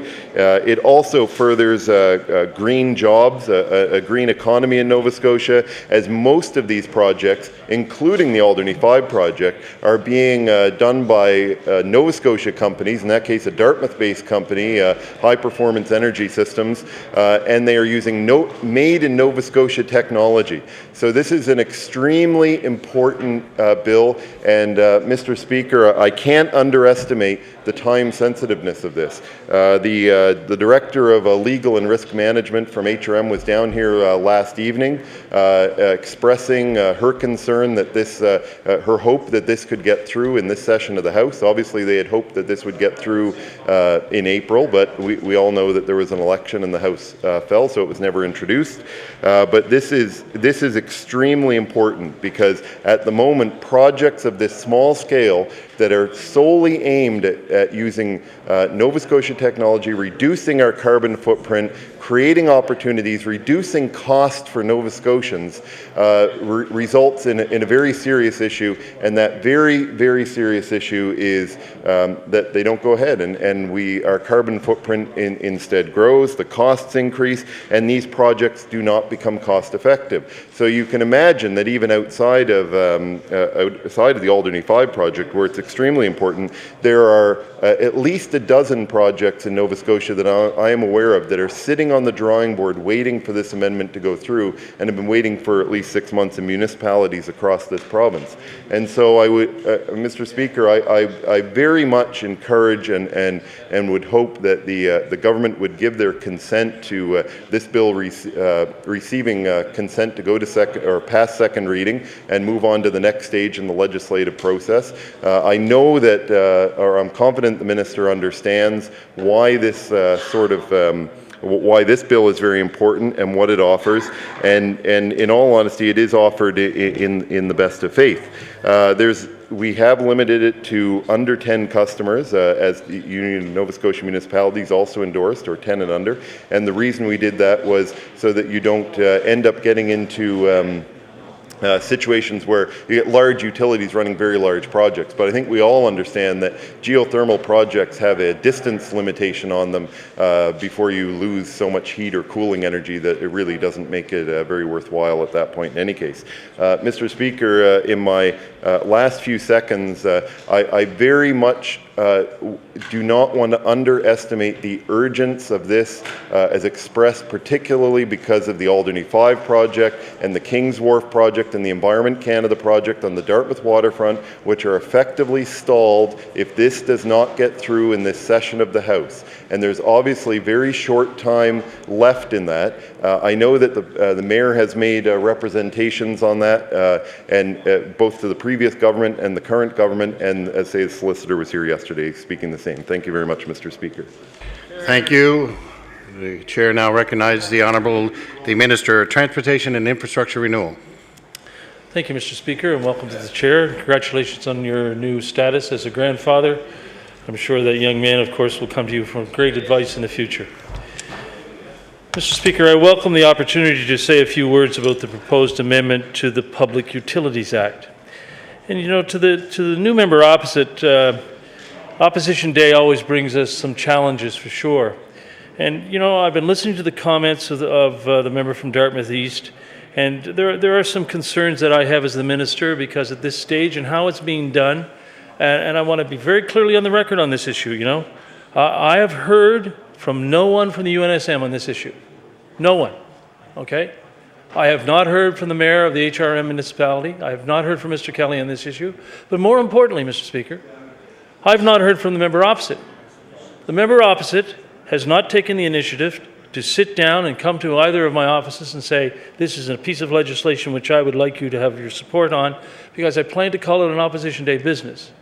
Yesterday, when this was brought forward by the House Leader from the Liberal Party, that was the first opportunity I was made aware of, and the people in my department were made aware of, that Bill 56 was going to be called for Opposition Day business. I agree, it's time sensitive, it's crucial, it has to be done now. Well, you know, the way we do business in this House is there's a sense of cooperation, a collegiality. I've been in the situation in the past where I sat on that side of the House, and when I wanted a piece of legislation brought forward, and I was very fortunate when the members of the Progressive Conservative Party at that time were the government, where I introduced a private member's bill, I took the opportunity to meet with the minister involved and asked for his support and asked for his endorsement of this particular issue. And that issue received the support of the Cabinet, it received the support of the government, and when we called it an Opposition Day business, Mr. Speaker, it was allowed to proceed and then to go over to the historic process so we have law amendments. That is not the situation in this case. The amendment seeks an exemption from regulatory oversight by the Utility and Review Board for small thermal or geothermal energy producers. It is sensitive and it's time sensitive. This exemption for members on all sides of the House would apply to only producers who serve 10 or fewer customers.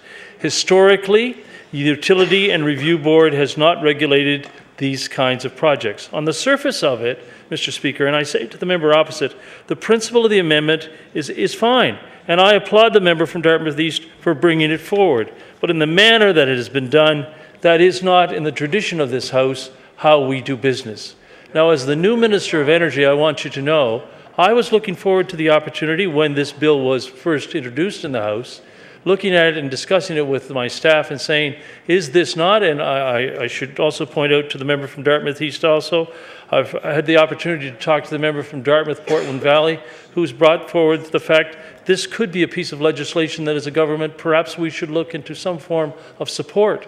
But at no time did we have the opportunity to hear from the UNSM, at no time did we hear from the mayor of the municipality, and at no time, as the energy minister, did I hear from the member from Dartmouth East. However, we have to be very careful not to create a legislative solution that applies only, at this moment, Mr. Speaker, only to the Halifax regional municipality.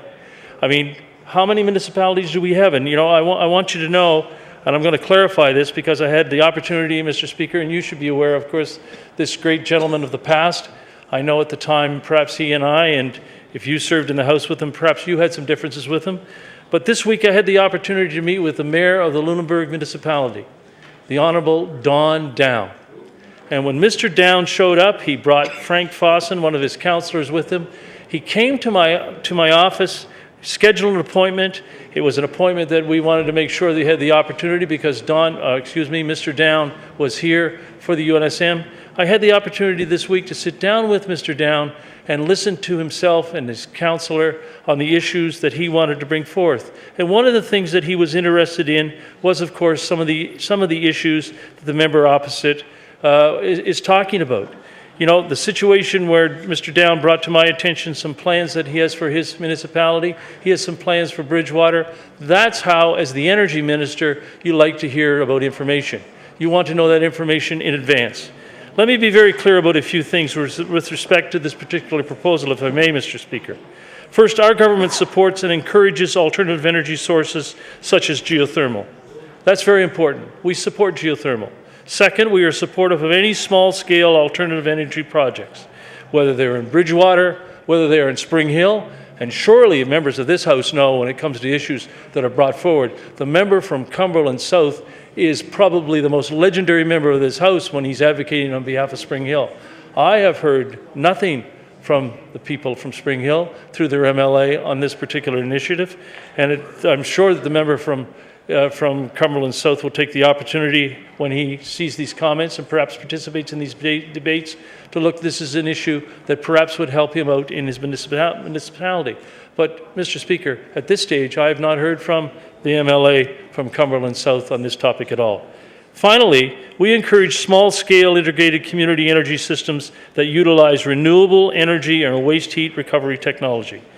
This particular development at Alderney Landing in Dartmouth is a good example of this type of technology and this type of project.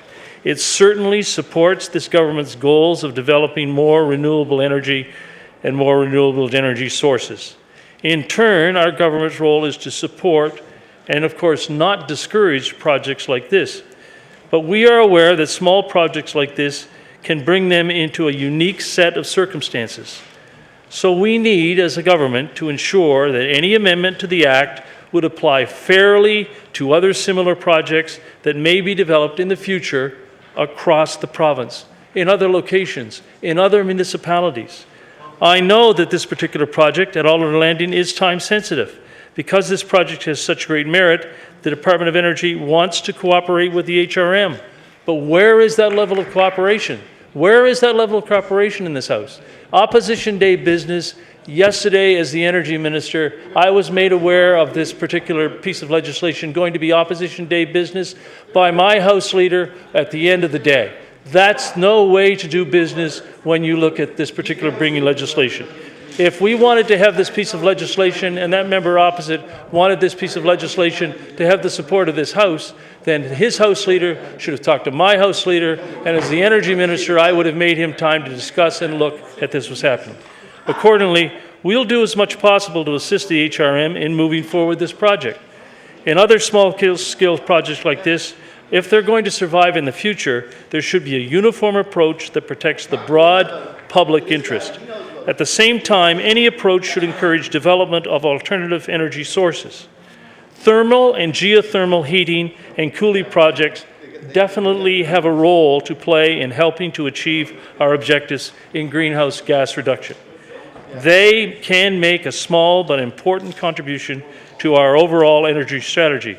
So we should take a closer look at what really needs to be done here. And, you know, when I look and I see particular pieces of legislation and I say that is something that's some consequence, that's something this government should be looking at. So when the opportunity comes, you expect us, particularly an opposition member, is going to give us the courtesy, give me the courtesy as the energy minister, give me the courtesy through my House leader to bring forward this issue. Now, you know, there are other members, of course, who are going to participate in this debate, and I look forward to their comments. But let's not amend the legislation in haste or without due consideration for other similar small-scale projects that may come in the years ahead. And Ms. Donovan, in particular, has been absolutely heroic in pursuing this issue. But considering how this has been done today, Mr. Speaker, this is not a particular piece of legislation that at this time I, as the Energy Minister, and we, as the government, are willing to support. Instead, we want to take a broader view of things and look somewhat into the future. That way, what we develop will be right for the Alderney project as well as for similar projects in other locations in the future across the province. So let's review this very carefully.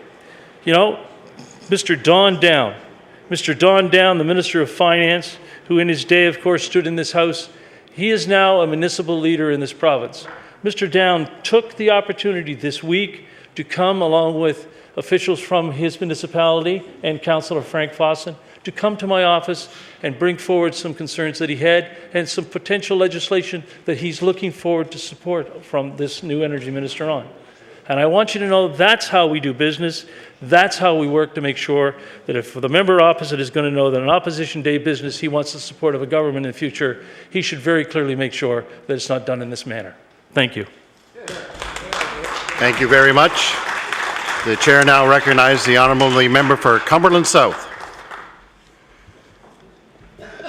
Well, thank you, Mr. Speaker. I just couldn't resist the invitation of the Minister of Energy to share a few of my thoughts on spring. I didn't want to disappoint the Minister that I would be here to talk about a very important issue to me and to my community, and that's the community of Spring Hill. And I want to begin by saying I listened to the Minister's comments very closely.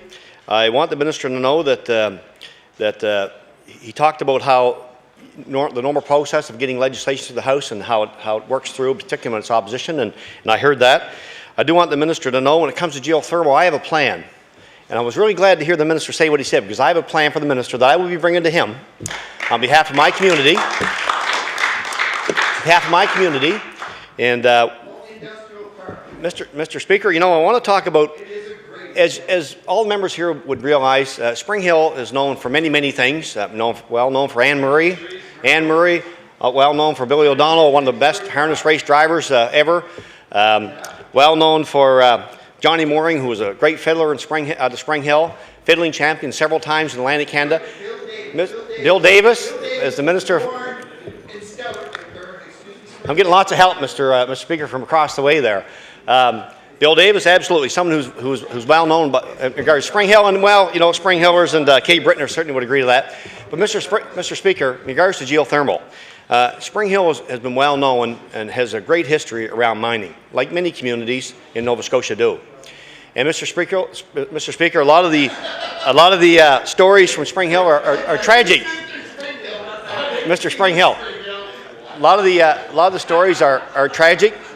And Mr. Speaker, you know, over the years, Spring Hill has lost many lives in regards to coal mining in our community. And Mr. Speaker, the Spring Hill is undermined, honeycombed with mines that are full of water. Now, Mr. Speaker, back a number of years ago, a gentleman named Ralph Ross, who today has his own refrigeration business and travels the province, probably one of the most well-versed Nova Scotians, I believe, in regards to geothermal, and his dad, Kent Ross, came up with the idea of using this mine water, which, by the way, Mr. Speaker, is about 15 degrees warmer than groundwater.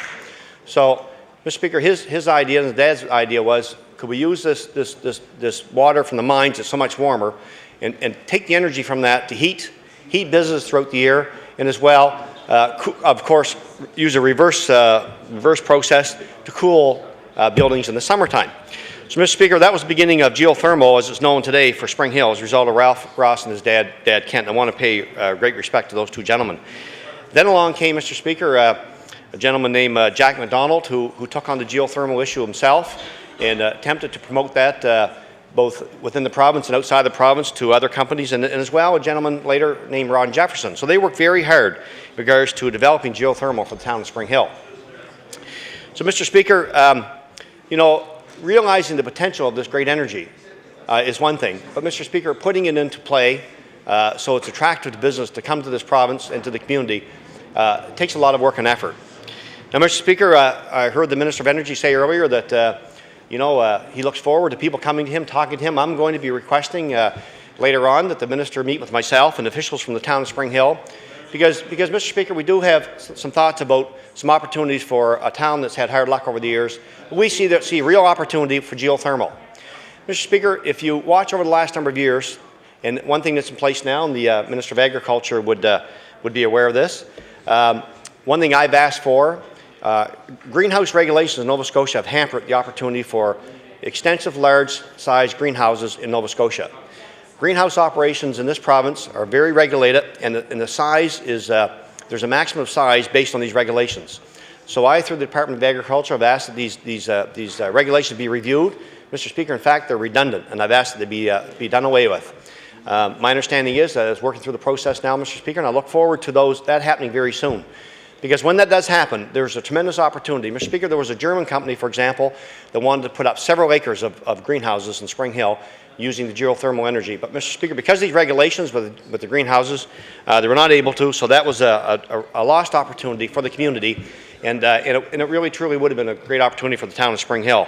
Mr. Speaker, I've had a discussion not too long ago with a gentleman out of California who has the resources in place, has been to Spring Hill, has looked at the industrial park, has looked at the area of where the mines were in Spring Hill, and he has some great ideas as well, Mr. Speaker, that he would like to put in place for the agriculture college in Nova Scotia, and again, they'd be around greenhouses and opportunities. But, Mr. Speaker, until these regulations are dealt with, again, lost opportunities that I would like to see happen in Spring Hill. So, Mr. Speaker, just to the minister's comments, we will be coming to the minister with some ideas of ours, looking for some support. And, you know, Mr. Speaker, we're not always looking for ideas are great. We're not always looking for support and just in regards to money. And I know that you know, on the government side, it's very difficult a lot of times to find money to do projects you want to do. But, you know, there are opportunities here, Mr. Speaker, I believe, that the government can support for the town of Spring Hill in regards to geothermal without a price tag attached to it for the government. But it will require some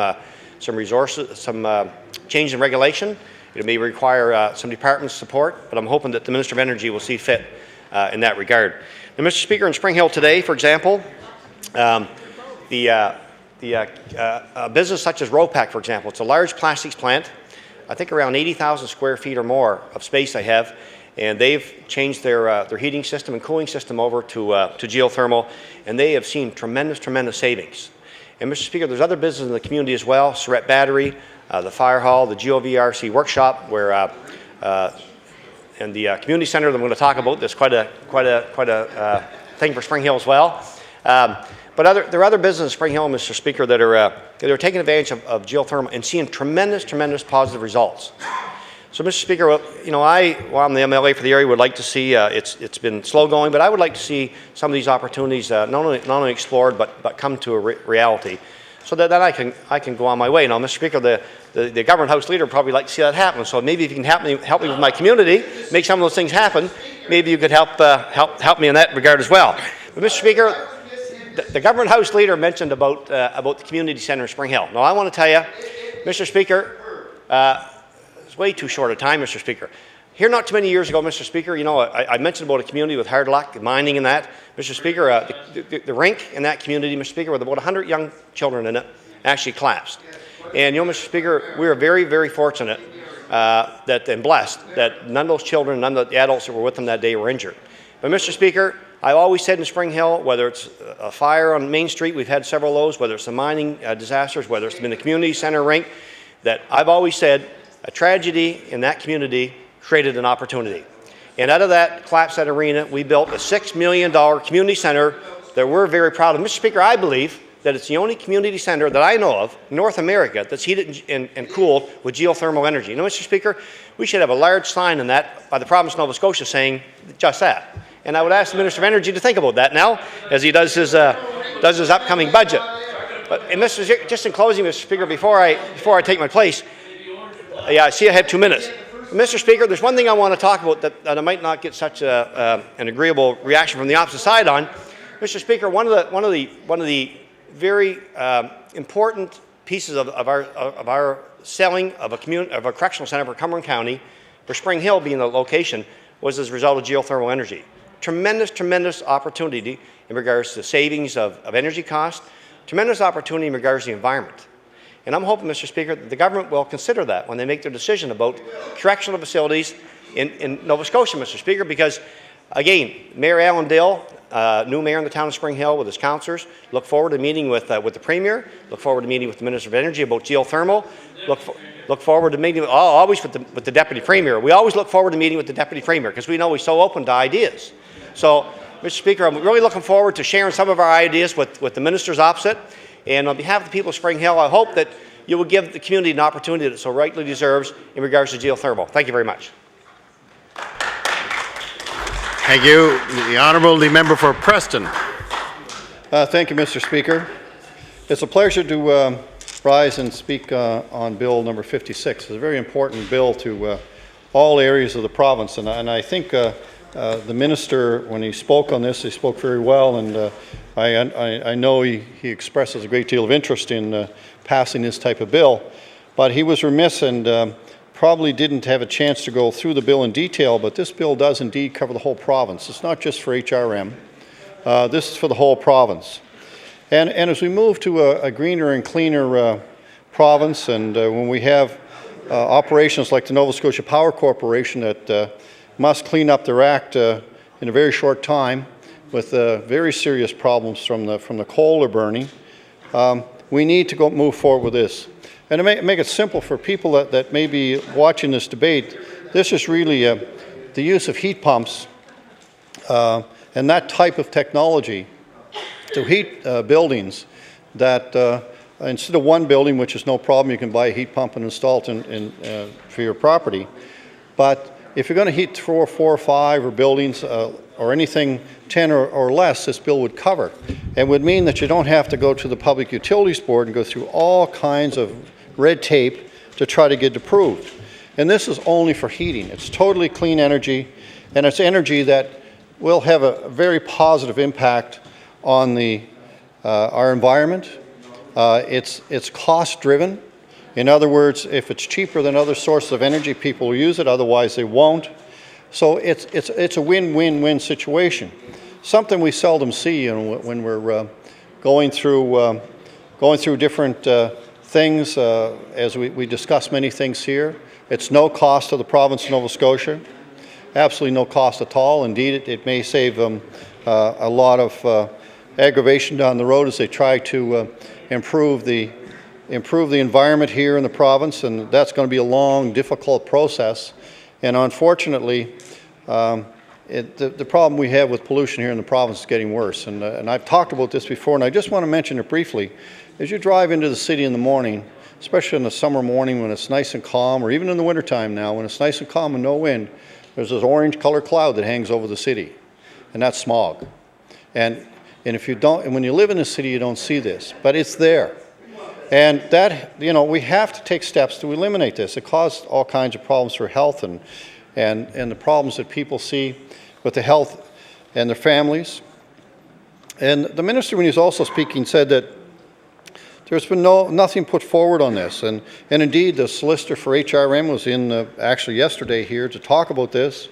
And when HRM comes to all 3 caucuses, they present a little book of things that they want to move forward. And I said, I'm just using the HRM as an example here, of all 3 caucuses of things that they want done, and detail the requests of legislation they need changed to improve things. And indeed, this particular request is in that book.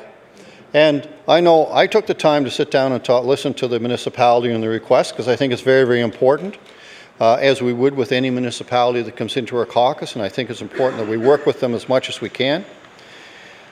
And they feel it's very important to them. And also, not only that, but the UNSM passed a resolution in support of this bill as well, UNSM. So, and that was presented in this House. So the minister should be aware of these things, and evidently, for some reason, that he may not be aware of that. So I just want to make the minister aware of those few things that indeed, hopefully, will change his mind on this bill, and so we can move this bill forward. And indeed, the one particular project that has some urgency to it is indeed the Minister of Education's riding, who sits right next to the Minister of Transportation, Infrastructure and Renewal, and the Minister of Energy. So it's an important topic for for all of us. And as we move forward, we see the things that our communities are struggling with, and you see the red tape you have to go through even to get a building permit today. It's a long, slow process. And if you look at this with the possibility of eliminating the requirement for projects for 10 or less people, it's very, very positive. And it's something I feel that us as legislators, never mind the politics of all the things that go on in this House, should support. And anytime we can support renewable energy, make our province more competitive, which is becoming less and less competitive every day in this province. And I can go into that another day, and I won't bring into that today. Anytime we can get a renewable source of energy that doesn't cost us a fortune and is continuously important to move forward with these type of projects. This is a non-polluting, non-negative impact thing. Indeed, we even sent my honourable member from Dartmouth East sent a letter indicating this to the Cabinet through the Deputy Premier. And that was moved forward. So unfortunately, maybe the minister responsible for this act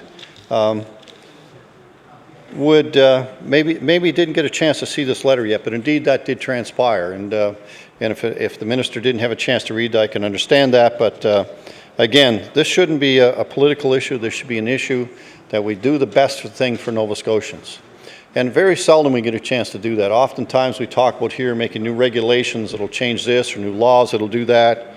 And oftentimes in these cases, you don't have a situation where everybody wins. There's usually somebody upset with what you've done, and no matter how good the intention, how good the idea is, it is a real serious problem. And even if this partially heats some of the businesses we have in the community, for an example, and cuts our heating costs down and gives them long-term stable energy costs, it will make us a little bit more competitive. If we get a little bit more competitive, then we can go and our business will become more prosperous. And if businesses are more prosperous, more people get employed. We're facing a serious challenge right now from New Brunswick, and it'll be a very serious challenge as we move forward. And if indeed they succeed with selling their power facilities in New Brunswick and reduce power rates in New Brunswick, it's going to make us even less competitive here in Nova Scotia. So small projects like this that are funded either by municipalities or independently by business, or whatever the case may be, or individuals, will help slow the gap that we're getting competitively in the province. And that's so important. But most people don't realize that. You know, people go to work and there's family struggles and everything that goes on with the families. But at the end of the day, if that breadwinner that comes home, whether it's a husband or wife or both in most cases today, one of them loses their job or both of them lose their job, all of a sudden we've got a serious problem in the province. And if through simple things like this, that may preserve a few jobs in the province. It may help to ensure that people have a cleaner place to live.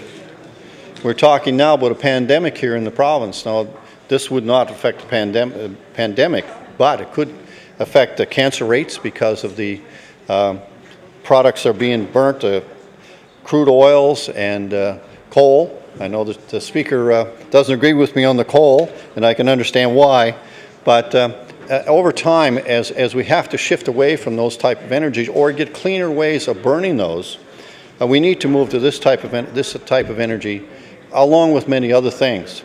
And this really just takes the burden away from an individual or organization that would allow them to put these things in place. not have to go through the Public Utilities Board, which would really be a bonus and indeed make them affordable to do and make it possible for them to go forward. So I'd really like to encourage the government, the minister in particular, to review this as soon as he possibly can, because there's a real jeopardy that some of these projects may not go ahead if they're not supported by the minister. And we appreciate the minister's concerns on this, and of course it's up to the government to decide whether they move this forward or not. And if they don't, then there'll be other issues that go with that. But I've heard in the past the government's been when they were in opposition, very encouraged with green energy, and I'm hoping that they will live by that and move forward and indeed help create some green energy in the province. You know, we've got a lot of other things we're looking at, a lot of issues around, like windmills, which I think are a fantastic idea for green energy, and solar panels, and a lot of other things. But this is probably the least intrusive of all things that we possibly can do. So I would strongly encourage the Minister of Education to lobby her own ministers or other ministers to see if she can't get this bill put forward. If indeed they don't want the bill to come from our side of the legislature, we would gladly support one that would come from the government side of the House, as long as we achieve this goal. And the goal has to be achieved very quickly. I think this is a goal that we all win from, all Nova Scotians win from, and all members of this legislature will win from. If we don't move forward with this, you know, the consequences over a long period of time are not going to be positive. So again, I would encourage the government to move forward with this, and hopefully they see the possibility of very positive legislation here, and indeed can move forward with the approval of this and recommendation. Thank you very much. No order, please. The time allotted for debate has expired. The Honourable, the Government House Leader. Thank you, Mr. Speaker. Mr. Speaker, I assume that finishes the opposition's business for today. Mr. Speaker, the hours for tomorrow will be from 1 p.m. to 9 p.m. And what business we have in Committee of the Whole we will deal with, and